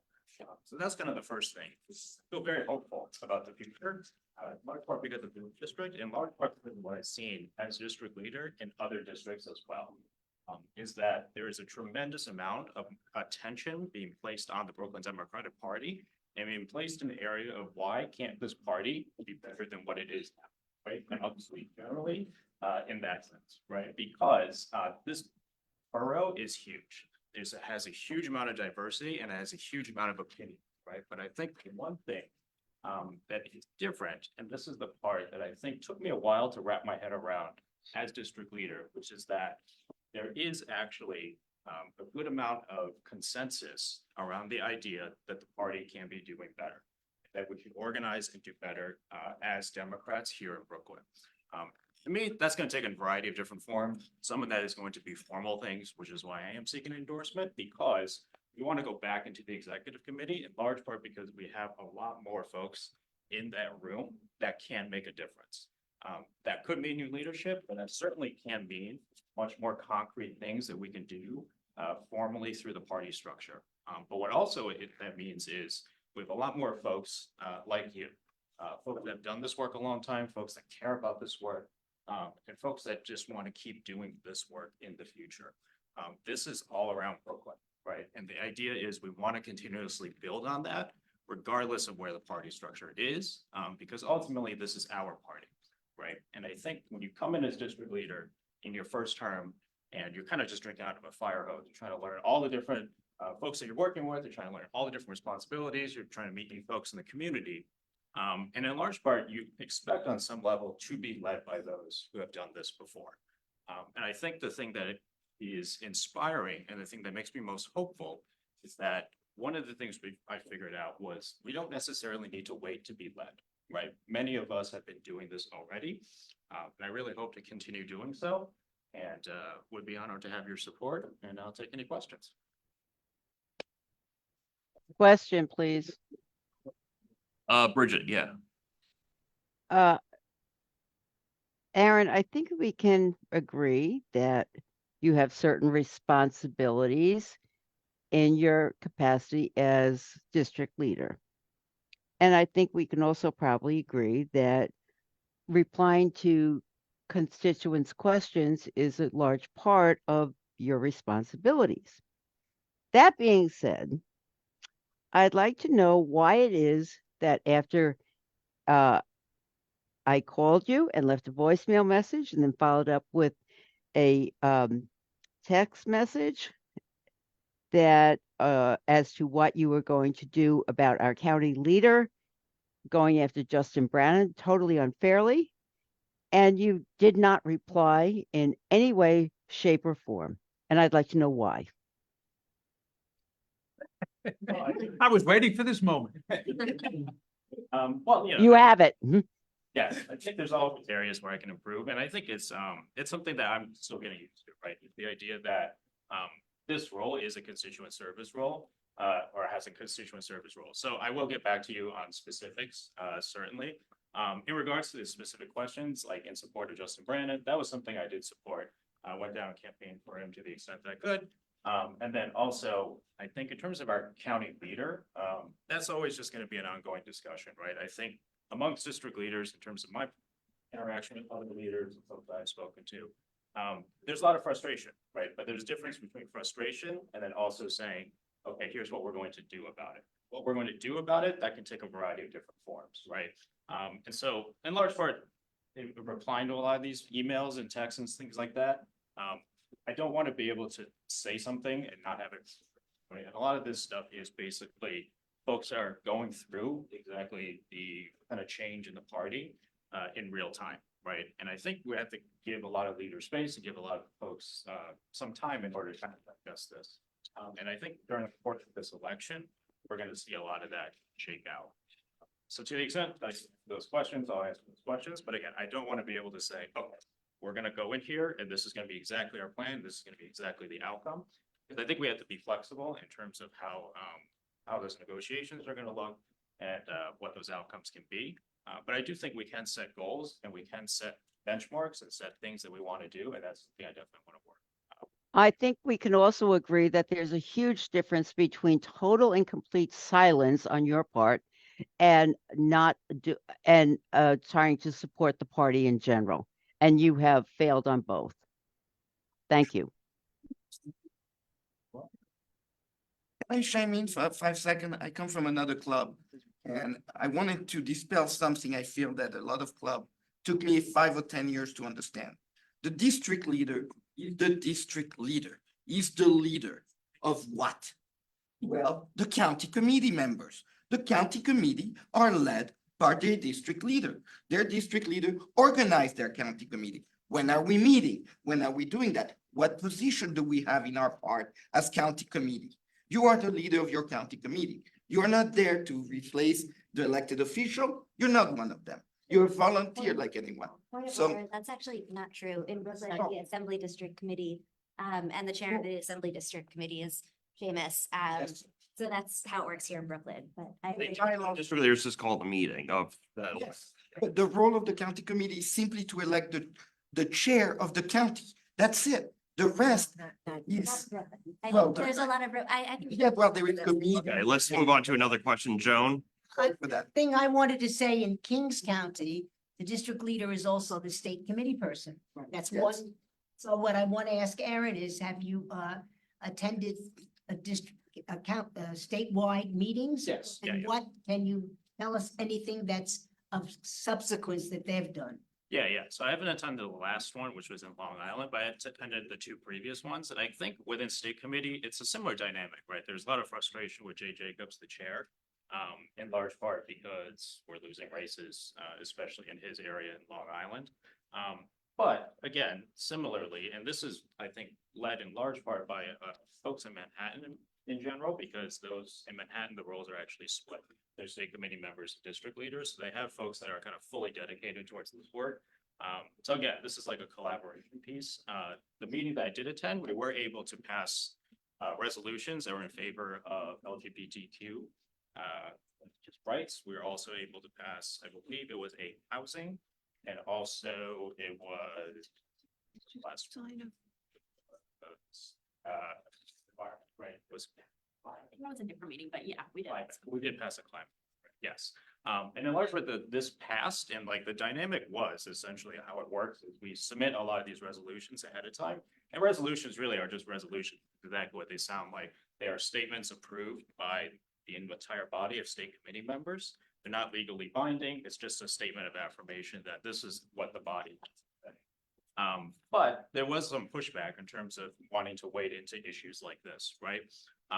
But I think in coalition with a lot of other district leaders or in state committee members who were elected the first time, the idea generally is this: like we all get paid the same amount as all of you, which is nothing. So all getting paid more than that, please let me know. But it's like, why are we doing this, right? We're doing this because we care. We'd rather try to do something and put it out there that, yes, we care about housing, yes, we care about climate, yes, we care about LGBTQ rights, as opposed to saying nothing and just saying, well, you know, this is a legislative issue, or this is something that is better handled in a different body or something like that. So again, it's like a similar dynamic, which is there is a kind of way of doing things that I think a lot of folks are feeling like isn't quite working, right? And I think this general feeling is applicable not just to like state committee and this kind of Democratic Party structure. It's really applicable to a lot of areas, right? I think this is kind of the reason why I do this, right, is because we want to be able to make these changes and make changes in conjunction with a lot of folks. But as well, what that means is to not always sort of go with the program, right? And to be able to push back a little bit against leadership and say like, no, we do want to be able to say a statement of affirmation towards these things. This isn't going to like break how things are going to. It's not going to break everything. Is the point. This can actually be. Yes. All right. What do you really like about the 52nd Assembly District? Do I really like? Yeah, tell us what you really like about representing us. You represent us in a big county. Yeah. With the highest voting assembly district in the state of New York. That's gotta be worth something. It's an honor, I think, for all of us. And we've got this problem. We've got some ongoing discussions with county. What do you like about us? What do you like about the 52nd Assembly District that makes you want to do this? Yeah, it's a great question. I think I really do like the fact that folks here are engaged, and they're engaged in like a long time way and in like a one way experts, right? I think when I come to this club and I meet a lot of folks here, like I don't have to really explain a lot of things a lot of times. People already know what's going on, and if anything, I'm learning a lot from other folks. So having that engagement, that political engagement is really important. It's not just voter turnout, it's just folks really do know things about the political process and take part in it. So that's probably the one thing I like the most. Let's go talk about our restaurants. I was expecting a restaurant. I live by Clover Club, so it's kind of my favorite. Thank you, Aaron. Next up, of course, is the other incumbent district leader, Lydia Green.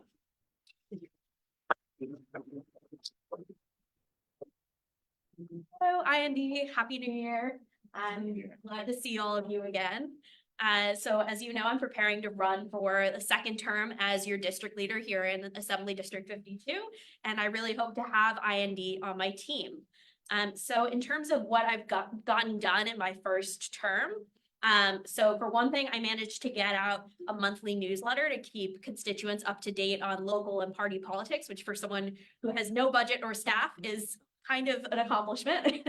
I also put together and ran a deep canvassing training for county committee members and other engaged Democratic volunteers, because I believe that it's important to be teaching our party skills like this. Most campaigns have not really incorporated deep canvassing, and it's really important if we're going to win elections going forward that we use these new and interesting skills. Another thing that I've worked on is pressuring local elected officials to support leftist and reform policy. So that would include the Jay Jacobs letter. I did a lot of organizing to get folks signed on to that, including IND. I was chatting with Alyssa about that. And similarly, the letter to oppose Judge LaSalle's nomination to the State Court of Appeals. I also helped a bit with the organizing on that. And I rallied against cuts to city services with the city budget.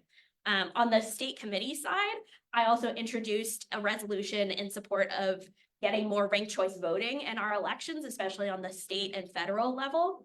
And it sadly didn't pass, but I hope to reintroduce it again in future meetings and build more support on what I already had. I also organized to make sure that our resources here in the 52nd were being used in the most strategic way, both for the progressive movement and for people who need them most, because we have a lot of resources as Aaron said, a really engaged district and a very wealthy district as well, relative to the rest of Brooklyn. So for one thing, I organized to get active voters here in the district to come volunteer. So this was during a general election when we didn't really have that much going on right here in the 52nd.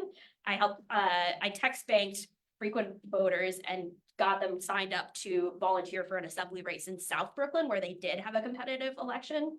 And then similarly, I also had used my donor and volunteer network to raise money for one of the NYCHA tenant associations in our district. And then finally, I also have done a lot of work with the other reform and Brooklyn Can't Wait district leaders. I've worked on coordinating of votes and on strategy, as well as the judicial meet and greet that a few of us organized. And I believe some of you were at that. And then also with IND's help and Aaron's help, I worked on organizing an assembly district committee, which was successful. So I've done all of these things in my first term, but I'm running for re-election now because I still have a lot more things that I would like to accomplish. So I've spent a lot of the time in the last year and a half just learning how things work, really, and there's a lot of in the weeds processes and people that I needed to meet and figure out different relationships and who knows who and all of that kind of stuff. And now that I sort of have that base level of knowledge, I want to use the information that I have to be better at negotiating for real change within the party, which would be a step up from someone who is coming in as their first term. And then I also want to find more ways to make the judicial selection process more small d democratic. For instance, I recently heard that when Assemblymember Joanne Simon was a district leader, she did like mini judicial conventions within the 52nd, and I'd love to do something like that. And then I would also like to do more trainings like the deep canvassing one, and also find more ways to plug into and support NYCHA neighbors organizing efforts, because they're some of the least white and least wealthy parts of the district, and I believe they deserve special attention. So as I said, when I ran 2 years ago, I believe that the 52nd AD is key to reforming the party. We're the highest turnout district in the state and the center of political activism in Brooklyn. And so that makes us the engine that drives the progressive reform movement. Now, I hope to have the honor to continue representing this amazing district for 2 more years, and I hope to have the crucial support of IND.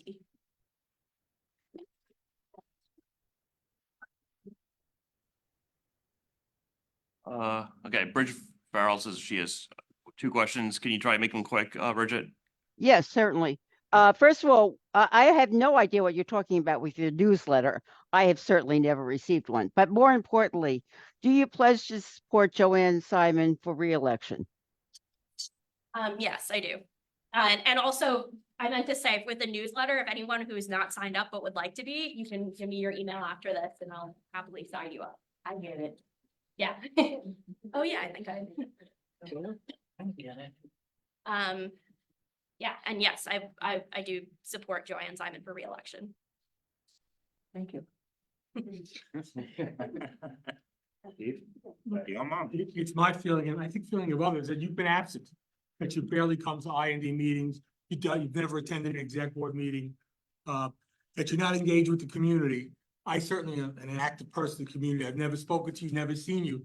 Can you tell us, given that, do you think that you need to improve in those areas? I mean, that's another reason why I want to run again is because I hope to build more relationships within IND and within the district. I had some family issues that kind of came up that made me a little bit unable to, like right after my election, a couple of family members passed away. And so I had to take a little bit of a step back, but I'm planning to come to all of the IND meetings in the near future. And I've wanted to go to the executive board meetings as well, but I haven't, the timing just hasn't worked. They're on Zoom. I mean, Yeah. from your. No, but there have been conflicting meetings in the last few, I've been to every IND meeting in the last few months, but the executive board meetings, it was like there was another meeting or I had work or something came up pretty much every single time. But I would love to join one, yes. I have a question. Yeah. It has come to my attention from a friend of mine in the Jewish caucus of the State Democratic Committee that you are currently pursuing a resolution. Could you speak to that? So it's not a resolution, it's just a letter, basically talking about how we're horrified by all of the death and destruction that is happening in the war in Israel-Palestine and essentially just asking our senators and other members of the government to take action on that to de-escalate the violence. And like as a Jewish person especially, I'm really concerned about the safety of Jews and also of people worldwide, and making sure that they have homes and that they can stay in their country and not have to worry about being murdered. And that goes for Palestinians and Israelis. What kind of support have you gotten so far with something on? 20 signatures, I believe. We're working on, I mean, the state, it's a lot harder to get in touch with people because there's no like centralized way to communicate with one another. So we're kind of just working on what networks we have. Yeah, we're trying to build on that and talking to other people and trying to get their networks to sign on as well. Aaron, last question. Yeah, you're an interesting lady. I'm gonna follow up with what Steve Bronstein said. I've been actually truthfully disappointed by you. Your lack of concern, your lack of activism, and actually, quite frankly, your lack of attendance at any of IND's events. You're the district leader of a very powerful assembly district. Aaron has been most receptive. I didn't find you to be that way. We have a lot of issues, and one of them has to be working with our city council people like Shohana Hanif that's gonna come up next. We have a migrant problem. Let's talk about some of the things that you care about in the 52nd. You want to run for another 2 years? I'm all for it, but I want to hear about how you're gonna get to the boots on the ground running. Yeah, well, I guess I'll address that in parts. Like I said, I've recently been trying to get more engaged in IND. And as you pointed out, as I walked in, I helped collect petition signatures with you at one of the events that IND held a couple weeks ago. And I hope to keep that up. In terms of issues that I really care about, I would say, so as Aaron was talking about, we're not elected officials in the sense that we don't have a staff, we don't have budget. So we can't really do as much as an election, like a city council member or a state legislator can do. But in terms of reforming the party, and I want to make sure that we can have a party that's actually organizing year round. And I think especially within this district, just because we're such an active district, I would love to work to help make sure that people are basically using their engagement in the most strategic way possible for the progressive movement. And I've done a lot of work on campaigns and I see this as sort of an extension of that work. Okay, thank you, Lydia.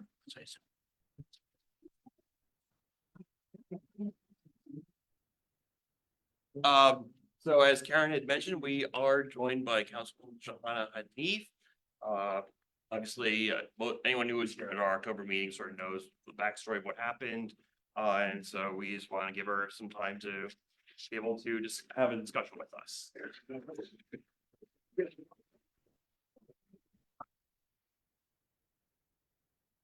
Hi, everyone. We're at the last leg of the meeting tonight. Thank you for being here and joining, and Councilmember Shahana Hanif, I did prepare some written remarks to just kick us off. And before I start my remarks, I just want to give a big thank you to Alyssa, who, yeah, please. Who over the last 2 years has been close to me, and over the last 3 months has certainly played a very important role to make sure that there's a good communication happening back and forth with the club and my team.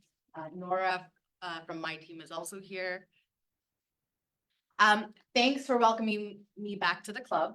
I hope tonight's conversation is an opportunity to continue building on our relationship, a relationship that will be even more critical as we enter a presidential election year where the future of democracy may be on the ballot again. It's now over 100 days since the horrific October 7th attacks. I want to assure you, I see your pain, your grief, and your humanity. As a Muslim woman born and raised in Kensington, one of the largest Muslim neighborhoods in Brooklyn, which shares a border with Borough Park, one of the largest Orthodox Jewish communities outside of Israel, I know our communities have shared experiences of feeling enormous grief and abandonment by those we expect or hope to see our full humanity. I can imagine that for my Jewish neighbors, seeing some loud voices on the internet, unwilling to see the humanity of or extend empathy to Israelis and Jews is deeply, deeply painful. I stand in solidarity with you, and I've spent a lot of time over the last 100 days meeting with rabbis and other Jewish leaders in our community. And I've called for the release of hostages and have even met with the families of some people who are being held captive, who are still being held captive. While I'm here to answer your questions, I would also like to remind this group that over 25,000 Palestinians have been killed by Israeli airstrikes, including over 10,000 children. I will continue to call for a ceasefire because this war must end, it needs to end, and that is the only way that it can. I care about Jewish safety as I care about Palestinian safety. I think there is and must be a possibility of peace and existence side by side. I want to see a future where Israelis and Palestinians live together with safety in freedom. I will continue to feel compelled to speak out for justice and lasting peace in my personal capacity. It is okay for us to disagree and hold profoundly different truths. Such as my experience as a daughter of Bangladeshi Muslim immigrants. Bangladesh was birthed through a bloody genocide and war that many still do not recognize to this day, and is not taught in our history books. While understanding my heritage and ancestral roots is important, the work I'm responsible for in the city council is holding this mayor accountable and pushing back against the harmful budget cuts. And my obligation, as I've proven over the last first 2 years in office, is to prioritize and address the issues impacting my constituents, which also includes constituents of the 52nd district, Assembly District, and the and folks who I know are also not in the 39th district. And that includes, as we all have been following over the last 2 years, to just in response to the mayor's preliminary budget, more cuts to school, over policing, sanitation cuts. We need to support our small businesses and workers. And I'm going to continue to dedicate my time and energy to a set of city priorities rooted in compassion, care, and dignity. I don't want to just take the opportunity for questions. I also want to just hear your feelings. I haven't shown up to IND meetings regularly, and that was one of the issues I raised to Alyssa, that one of the first times I did come, it was a sort of grilling session of in response to the trimming of the Progressive Caucus. And so, you know, I'm not new to the hard conversations or needing to sit in discomfort. And I think the first 2 years in office as the only Muslim woman, and little did I know that we really, as a city, are not prepared for the leadership of Muslim women and of course, young women in office, young women of color in office. So there's a lot to learn, I think, and I know that we have to do that. We have to be prepared for that, particularly because I certainly do not want this painful moment following the October 7th attacks to be a wedge issue that divides the Democratic Party. And so I really hope that we can work together, and I want to open up the space. So sort of, this is sort of a continuation of our October meeting. I'm just gonna temporarily cede power back to That's how dictatorship works. Yeah, I'm back. Thank you, Seamus, and council member, and sorry, I'm back, but I think. Please stay. You know, if I could overturn our constitution, no, just kidding, I'm not gonna be in that way, I respect. Oh, wow. But I do wanna, thank you for those remarks, they were really, powerful, and I think where we're coming from, as we've discussed at length at this point, is the club, you know, specifically around tweets that were made, or X's, whatever we're calling them these days, just after the attack, with no acknowledgement initially of what was going on in Israel, and it sort of set the club on, you know, tensions were very high, there was a lot of things going on. So several members within the club expressed disappointment and things like that. So I like your idea of opening it up for discussion rather than a grilling, and I agree with that. And I'll just remind everyone of the statement that Seamus read. We have to be respectful, and this is a place of dialogue. And the best part about being in a local Democratic club is that we could vehemently disagree, but at the end of the day, we're all Democrats and we all have a bigger picture and perspective. So I'll do some moderating, I suppose. We can open the floor for statements in the next few minutes. I'm all for ceasefires, but I want to know, how can you guarantee a ceasefire where it's not going to give Hamas the chance to rearm and do what they want to do? Because I saw a BBC interview where the leader of Hamas said, this is just the beginning. We don't care if there's a ceasefire. We're still going to attack Israel. So my question is, you want to have a ceasefire, but if they're going to rearm and regroup, what's the use of it? Thanks for that question. And what I'll say is that our call for a ceasefire has worked. It was the only temporary release of hostages that we did see, and that required negotiation between America and all other forces who were involved at the table. So we need to keep on that call because that is when we saw the release of 50 hostages. And it was over a 4-day period, if I remember correctly. So I know that Lydia shared about a statement she's working on. We have, through various channels like Local Progress, over 300 local electeds across the United States calling for a ceasefire. With the leadership of Cori Bush and other congressional leaders. Our state senator, Jabari Brisport, and many other colleagues in New York State and within the New York City Council have called for a ceasefire. This is important. We need to have a peaceful negotiation to ensure that all hostages are released to their families. And, you know, I don't want to undermine the pain that families are feeling right now. I met with families of hostages, and it's heartbreaking. They don't deserve this. No one deserves it. No innocent lives deserves this kind of horrific treatment. And it's costing us lives every single day.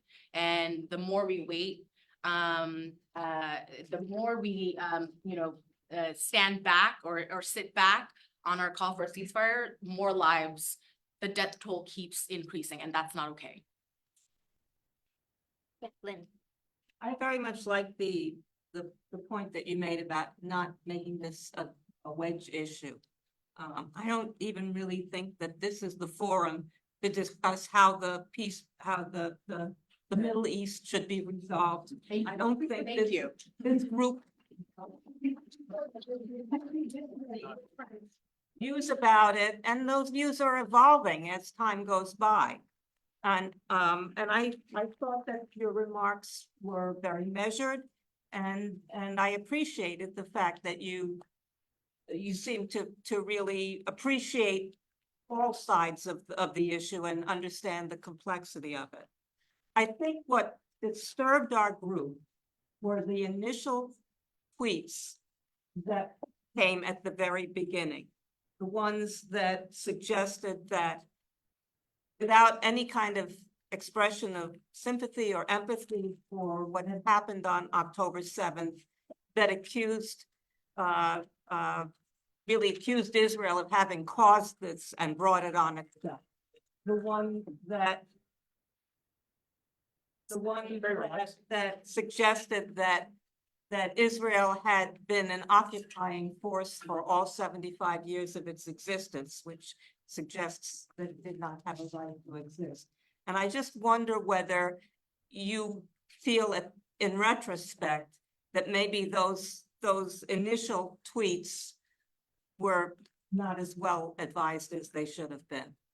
And not as well tempered. Lynn, I really appreciate both your comments and then now this question. I mean, you know, Nora's in the room, and as local politicians, when in the past, I have never seen the kind of need to say something the way in which I think October 7th has really shown us. And as a team of 7 people wearing so many different hats, sure, the way in which we communicated and put messaging out could have certainly been like much more, much less, giving people less room for feeling alienated.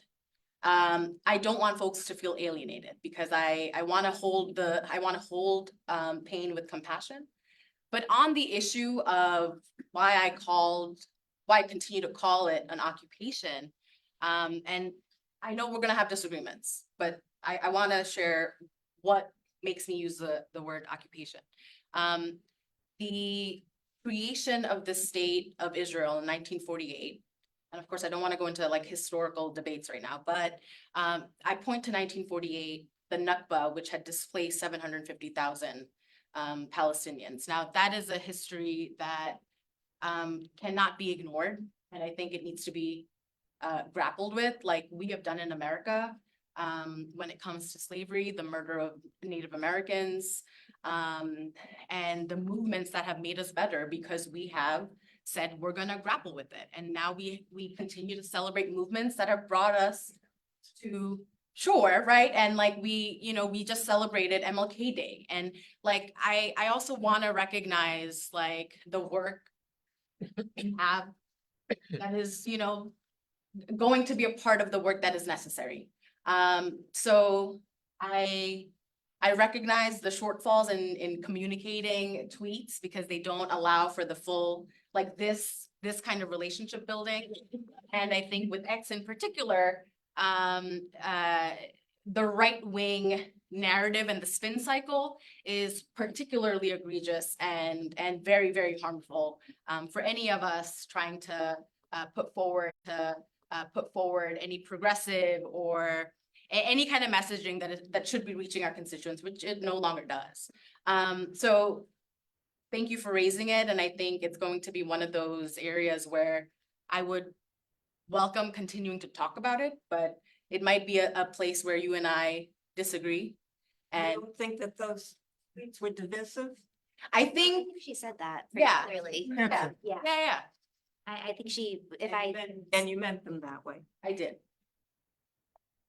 I have a question. Hi, I'm really curious, like here on the ground. So these people who are working on civil society issues between Palestinians and Israeli Jews, like came to tour the United States. And one of the things that they said on reflection was, holy shit, we are working on like as much as we can in a war relationship. And on the ground in America, it has become the biggest binary wedge issue I've ever seen. I'm really curious in this, right, in this area where we have an amazing Muslim community, amazing Jewish community, what are you seeing and how can your office support work on the ground here to actually help with relationships here? What For do you sure. see and what's possible? For sure. And, you know, I'm a interfaith organizer turned council member. I've lived through, you know, I was 10 when 9/11 happened, and shortly after that saw what the surveillance apparatus did to the community. And it's not too far from here. We're, you know, from like Carroll Gardens, Gowanus, Kensington's not too far. And we have what is now Little Bangladesh and the largest Muslim community in Brooklyn. And I happen to represent it with some of the largest pockets of Jewish neighbors across various ideologicals on the ideological spectrum. And it's a really beautiful mosaic, and I've seen the opportunities for when we have come together, and that is what makes living in Brooklyn so beautiful, because we have shown that we are capable of that work. I think in this moment, even though in that first weekend, when I met up with Rabbi Michelle Dardashti, because she and I were both just like, what do we need to do to like bring our communities together? And I think we needed to take a step back and say, like, actually, our communities are not ready right now. And I think we need to hold that for a bit. And where I've seen the coming together is actually in our schools. I represent the John Jay Complex on 7th Avenue. And, you know, the Sumaya, who runs the MSA, the Muslim Student Association, and then her colleague who runs the Jewish Student Union, they like came together and put out a statement that I found so remarkable and so like poignant that could be something that we all mirror.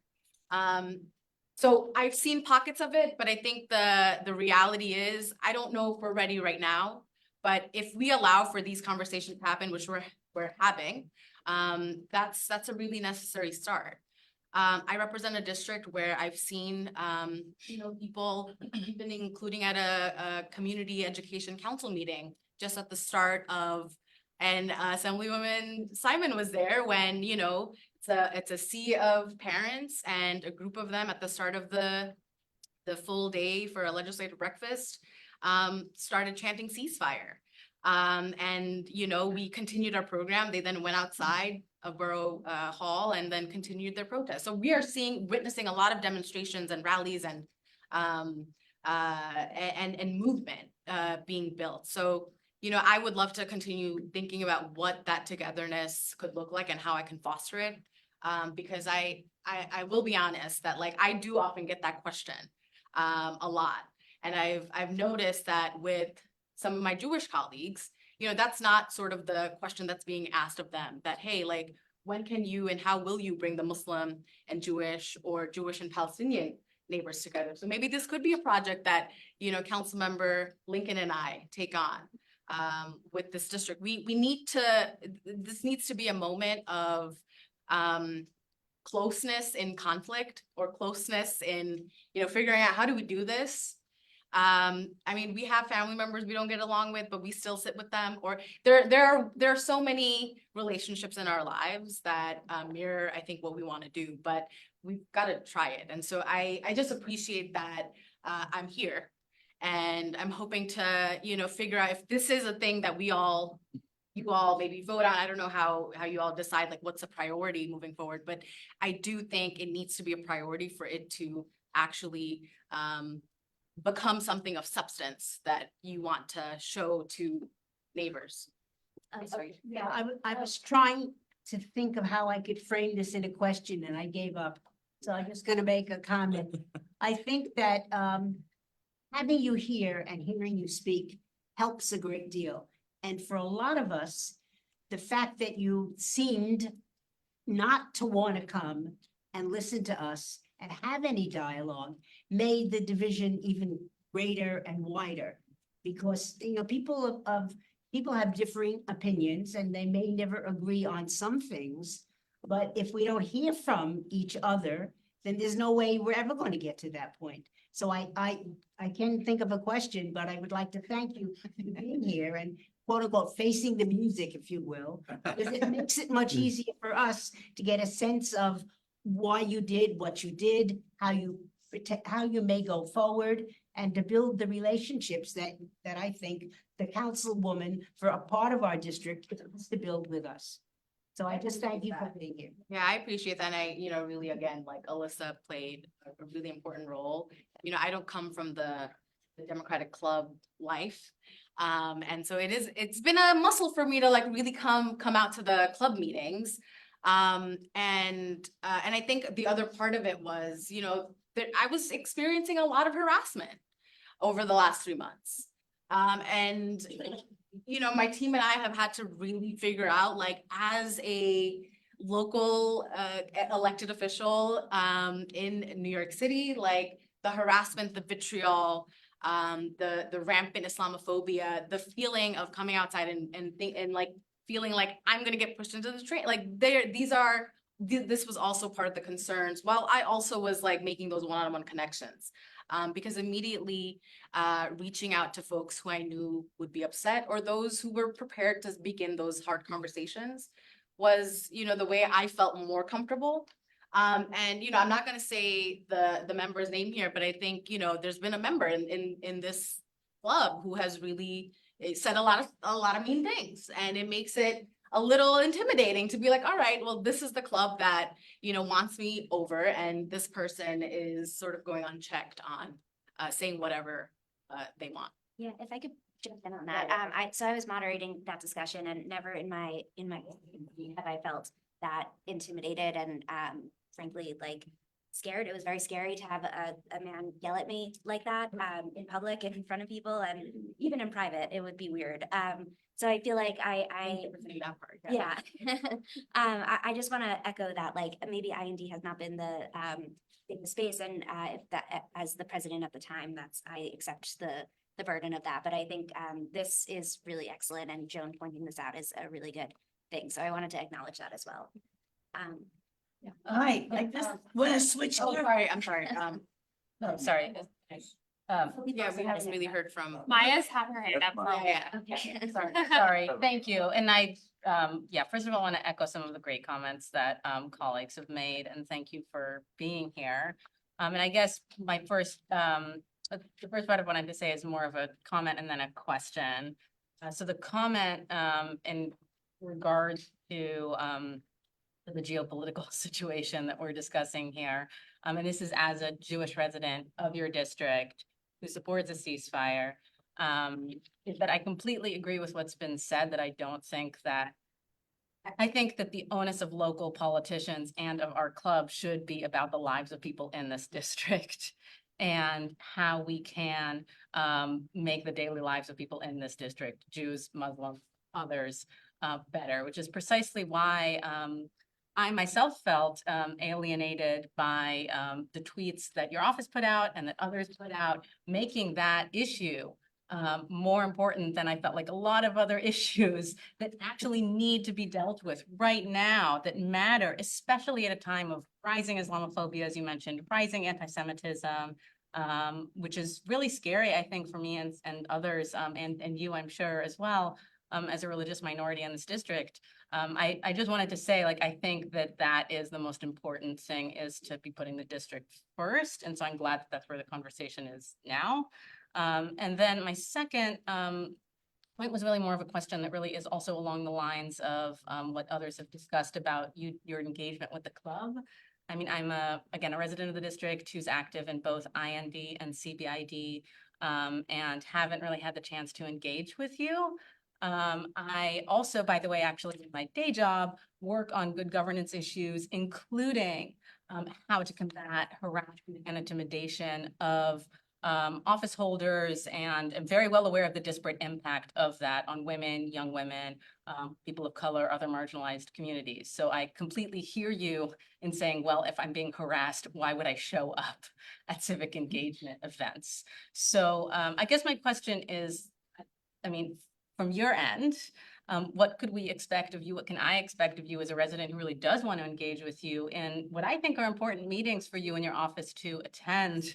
And also perhaps what can we do as a club and as a community to make this a safe space? Again, particularly knowing the disparate impact of violence and harassment on, marginalized communities in office. So yeah, I guess, any thoughts would be welcome on that. Yeah, no, I appreciate that, and I'm certainly, I mean, I'm not gonna make a promise that I'm gonna be at every single CB80 and IND meeting, but I'm making I'm gonna make a valiant effort to show up, even if that's for 15 minutes and I gotta run out. I would like, the kind of relationship building I felt Alyssa and I, have had, and like, she really, I will say to her credit, is she helped me change the way I was thinking about showing up tonight. And I really appreciate that. I also, had gotten in touch with Assemblymember Simon, and her push certainly helped. And, and she was the one who actually reminded me, like, yeah, I know you're not like you didn't run through the Democratic clubs. And this isn't to say that I don't show up to any of the other meetings. We are very present. I think where we have had a flaw is in the Dem clubs. And I want to make a better effort. And I think tonight's ease and comfort certainly makes me feel much, much better. And I hope there's, room for like the moments that are us at either an event that's not in this format, so that I do have an opportunity to chat and, mingle and eat together. Holiday party is Sunday. Party. Catch me there. Yeah, I think those opportunities are important, and I want to make that effort. It helps to have a buddy. So I know Alyssa's not the president anymore, but really getting that kind of like, hey, like, this is happening. Leadership could let her be for Yeah, another day. that's right. That's a lot. And also like through the last couple of weeks, I did learn I have some friends who are, part of the club, and like reconnecting with Aaron and Lydia and Mark. It was also really great to see our senator here and the other electeds. Yes. Thank you for coming. I want to switch gears for a minute and talk about innocent lives that are bothering me in our district, which is the immigrants that are here. Just a few blocks away, all week long, they've slept in freezing cold temperatures in little cardboard box homes under blankets to try to line up to get a New York City ID. My best friend and I went out to Lloyd Bennett Field. We also went by to drop off clothes. The police came, New York City police, you're a New York City councilwoman, and said that we're gonna arrest people who try to give blankets and try to give food to these people. It's a lot of confusion, but when I saw the pictures of them lined up in sub-zero temperatures outside just a few blocks away on Atlantic Avenue, it broke my heart, because there's so many of them and they're so lost and they don't know what to do or where to go. And churches are lining up and have tons of clothes to give them, but that's not really the problem. Problem is, where do they go after 60 days when they're kicked out of New York City? Do they get a New York City ID? How can you be helpful with Lincoln and others who in the city council? How do we address this issue, which is now ballooning into a humanitarian crisis for not just them, but for those of us who really care, have a heart, and recognize that this was just such a debacle on all fronts of political spectrum? Right. First of all, thank you for just your compassion and showing up when many others are hide New Yorkers, and our longstanding like sanctuary status and the Right to Shelter Foundation that this city has been built on. Over the last 2 years, I was the immigration committee chair. I am no longer the committee chair. Councilmember Alexa Aviles will be the chair. And maybe at another meeting, I can discuss the politics of why I'm no longer the immigration committee chair. However, I will be co-chairing a task force to end hate. So look out for updates on that. The NYPD and the mayor have made it impossible and are continuing to criminalize those who are showing up as just New Yorkers, just neighbors who care, or mutual aid workers who day in and day out are trying to, show that this is the mayor's doing. His xenophobia, his narrative of xenophobia, and pitting this issue against all other issues and saying that we don't have enough money because asylum seekers are here. And then creating these cruel, short-sighted directives like the 30-day and 60-day. Lincoln and I have just authored a letter together that was sent out to the Commissioner of Department of Homeland Services on the issue of migrants sleeping outside of the IDNYC center. At my hearings, I often press the administration about why, upon arriving to the city, were they not automatically being registered for an IDNYC? It should just be like a protocol. It should be a protocol. They, however, at none of my hearings were able to present the numbers on how many asylum seekers had enrolled in IDNYC, and why it was that upon arrival, they've, bragged about this asylum seeker navigation center and arrival center, but in their center capacity, they don't have any room for the IDNYC application for enrollment. So what are these people supposed to do with that without an ID in this city while the investments haven't been secured for legal services for them to jumpstart their asylum application, which then would allow them after a 150-day period to then apply for work authorization? It gives them no room to live. And I think we have said over and over our hearings, on TV, on radio, that cruelty is this mayor's intent. So I will just say, like, if police is harassing you, please reach out to us, but that's not the solution here. We will continue to call out. Lincoln and I'm still in the immigration committee, and I'm looking forward to really ramping up our work, because the asylum seekers will continue to come. New York City will continue to be a city for refugees, particularly because of the compounding climate crisis, political turmoil, and then conscription, slavery. Folks are coming from Mauritania, where 19, 20-year-olds are escaping slavery. This will continue to be a city for refugees. So we are pushing the administration, but it helps us a lot more when we know that our constituents are fighting with us, and you are already doing that. So thank you, and just thanks to everybody who at some point throughout the last 2 years have done the work to show up for asylum seekers, and particularly parents with children who are getting evicted with the 60-day directive. And I have a bill that would eliminate that directive, the 30 and 60-day directive, which we're gonna get heard in a committee hearing coming up later this month or early next month. So we're at 9:15, which is 15 minutes over the allotted time, but I think one more question, comment, Jonathan, Joy? Joy?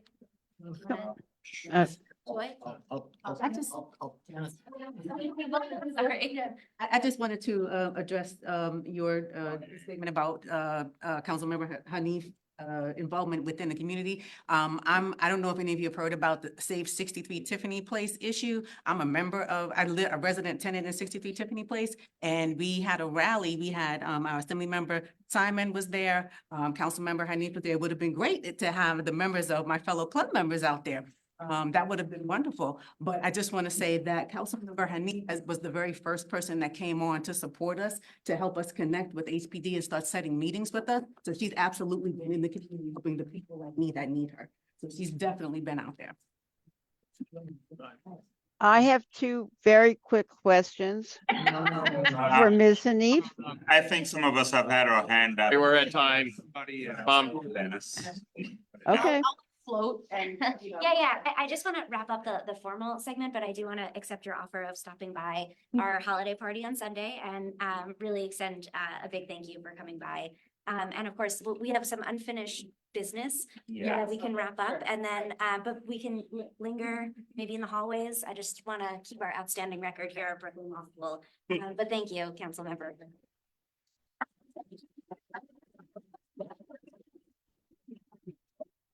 Yeah, as I mentioned, and it was, and that was sent down in the email, there is a unfinished business from what was happened at our October meeting. Is brought before the executive board with a statement. Motion to table that. There's a motion to table, which, second. Second. Okay, motion to table are non-debatable, so all in favor? Aye. Aye. All opposed? Abstentions, the ayes have it. Okay. Cool, so we're not doing that one, cool. So, yeah, now we're just into new business, so as was mentioned several times, we have our holiday party this Saturday, or this Sunday, unfortunately. Okay, don't come today on us. We are, it's an annual event. Lots of clubs do parties before the holidays and people now are looking for a party. So IND does one after. And it's gonna be this Sunday, 27. And we thank our member, Jonathan Kopp, for sponsoring it because it's going to be at 1 Clinton Street on the 26th floor. We did it last year. It's got a great view. Gotta walk. Story. And it's something that we host. We welcome everybody to come. We have purchased beer and soda, no soda. We do seltzer and water. We're health conscious. And we have a vegan vegetarian piece set aside. But if you would like to bring wine or some kind of dip, that would be fine, cheese and crackers. But we all have a wonderful time. And last year we had binoculars, so you could actually look out the window, 2-story windows. We had a great day. We invite everybody, all our elected officials, try to make a walkthrough at least, and we welcome them as well. I'll So bring we the wel- binoculars again and a corkscrew, so if people bring something. The corkscrew on. Yes. Thank you, James. Thank you, John. Also, just one housekeeping note, also, it did come to our attention that someone had filed to run in Senate District 25, Chanel Portia Albert. We did reach out to that person, or to Portia Albert. She has told us that she is not running, so just a side note for that. Assemblywoman Simon? Yeah, thank you very much.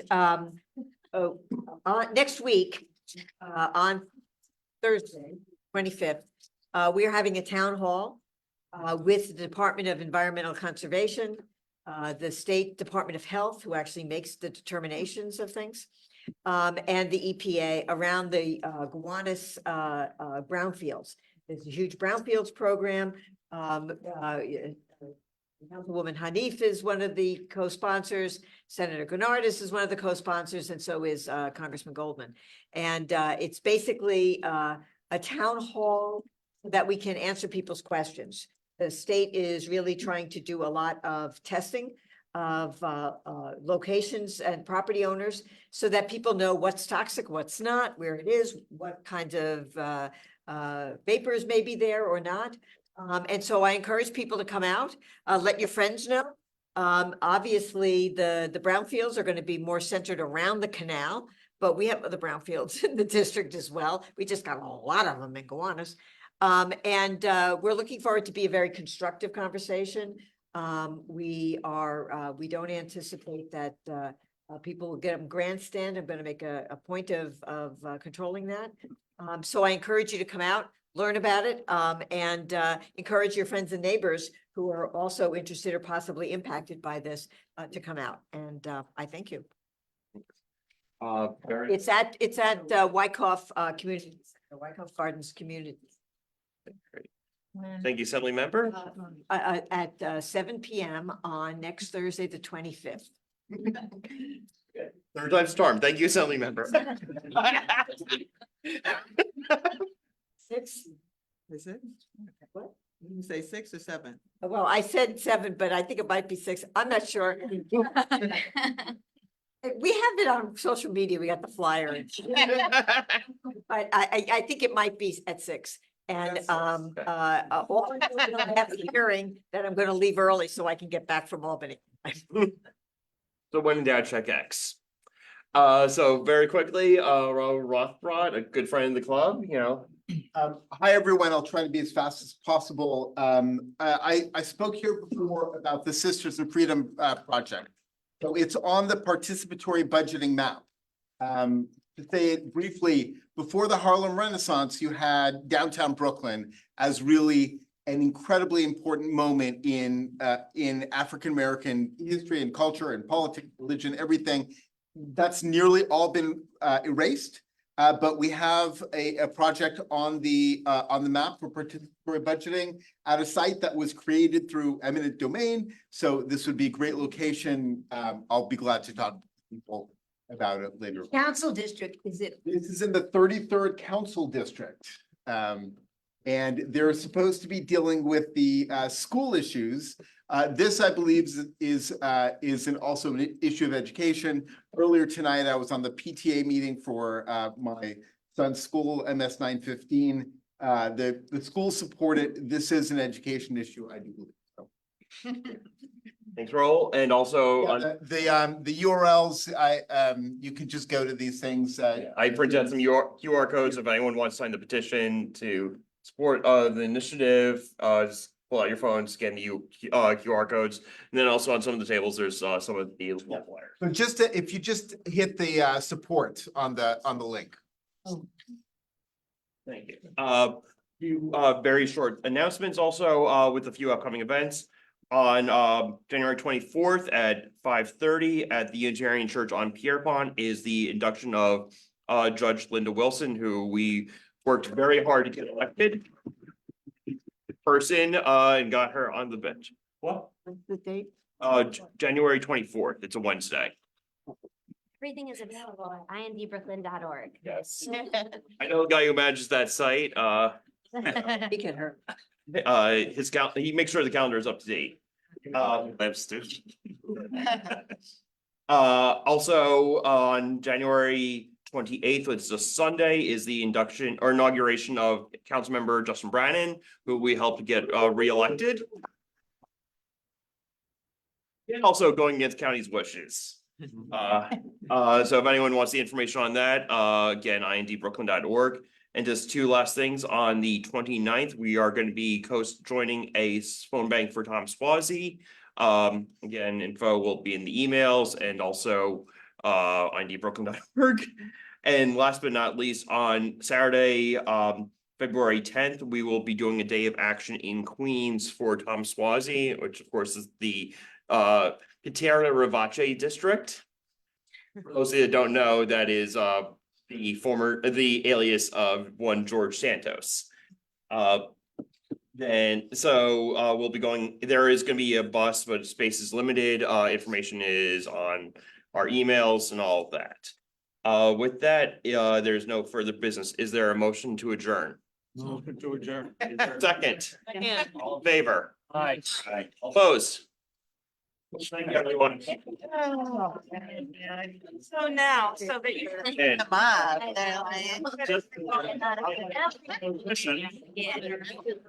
I'm like, that's. Minutes of the save it three. Why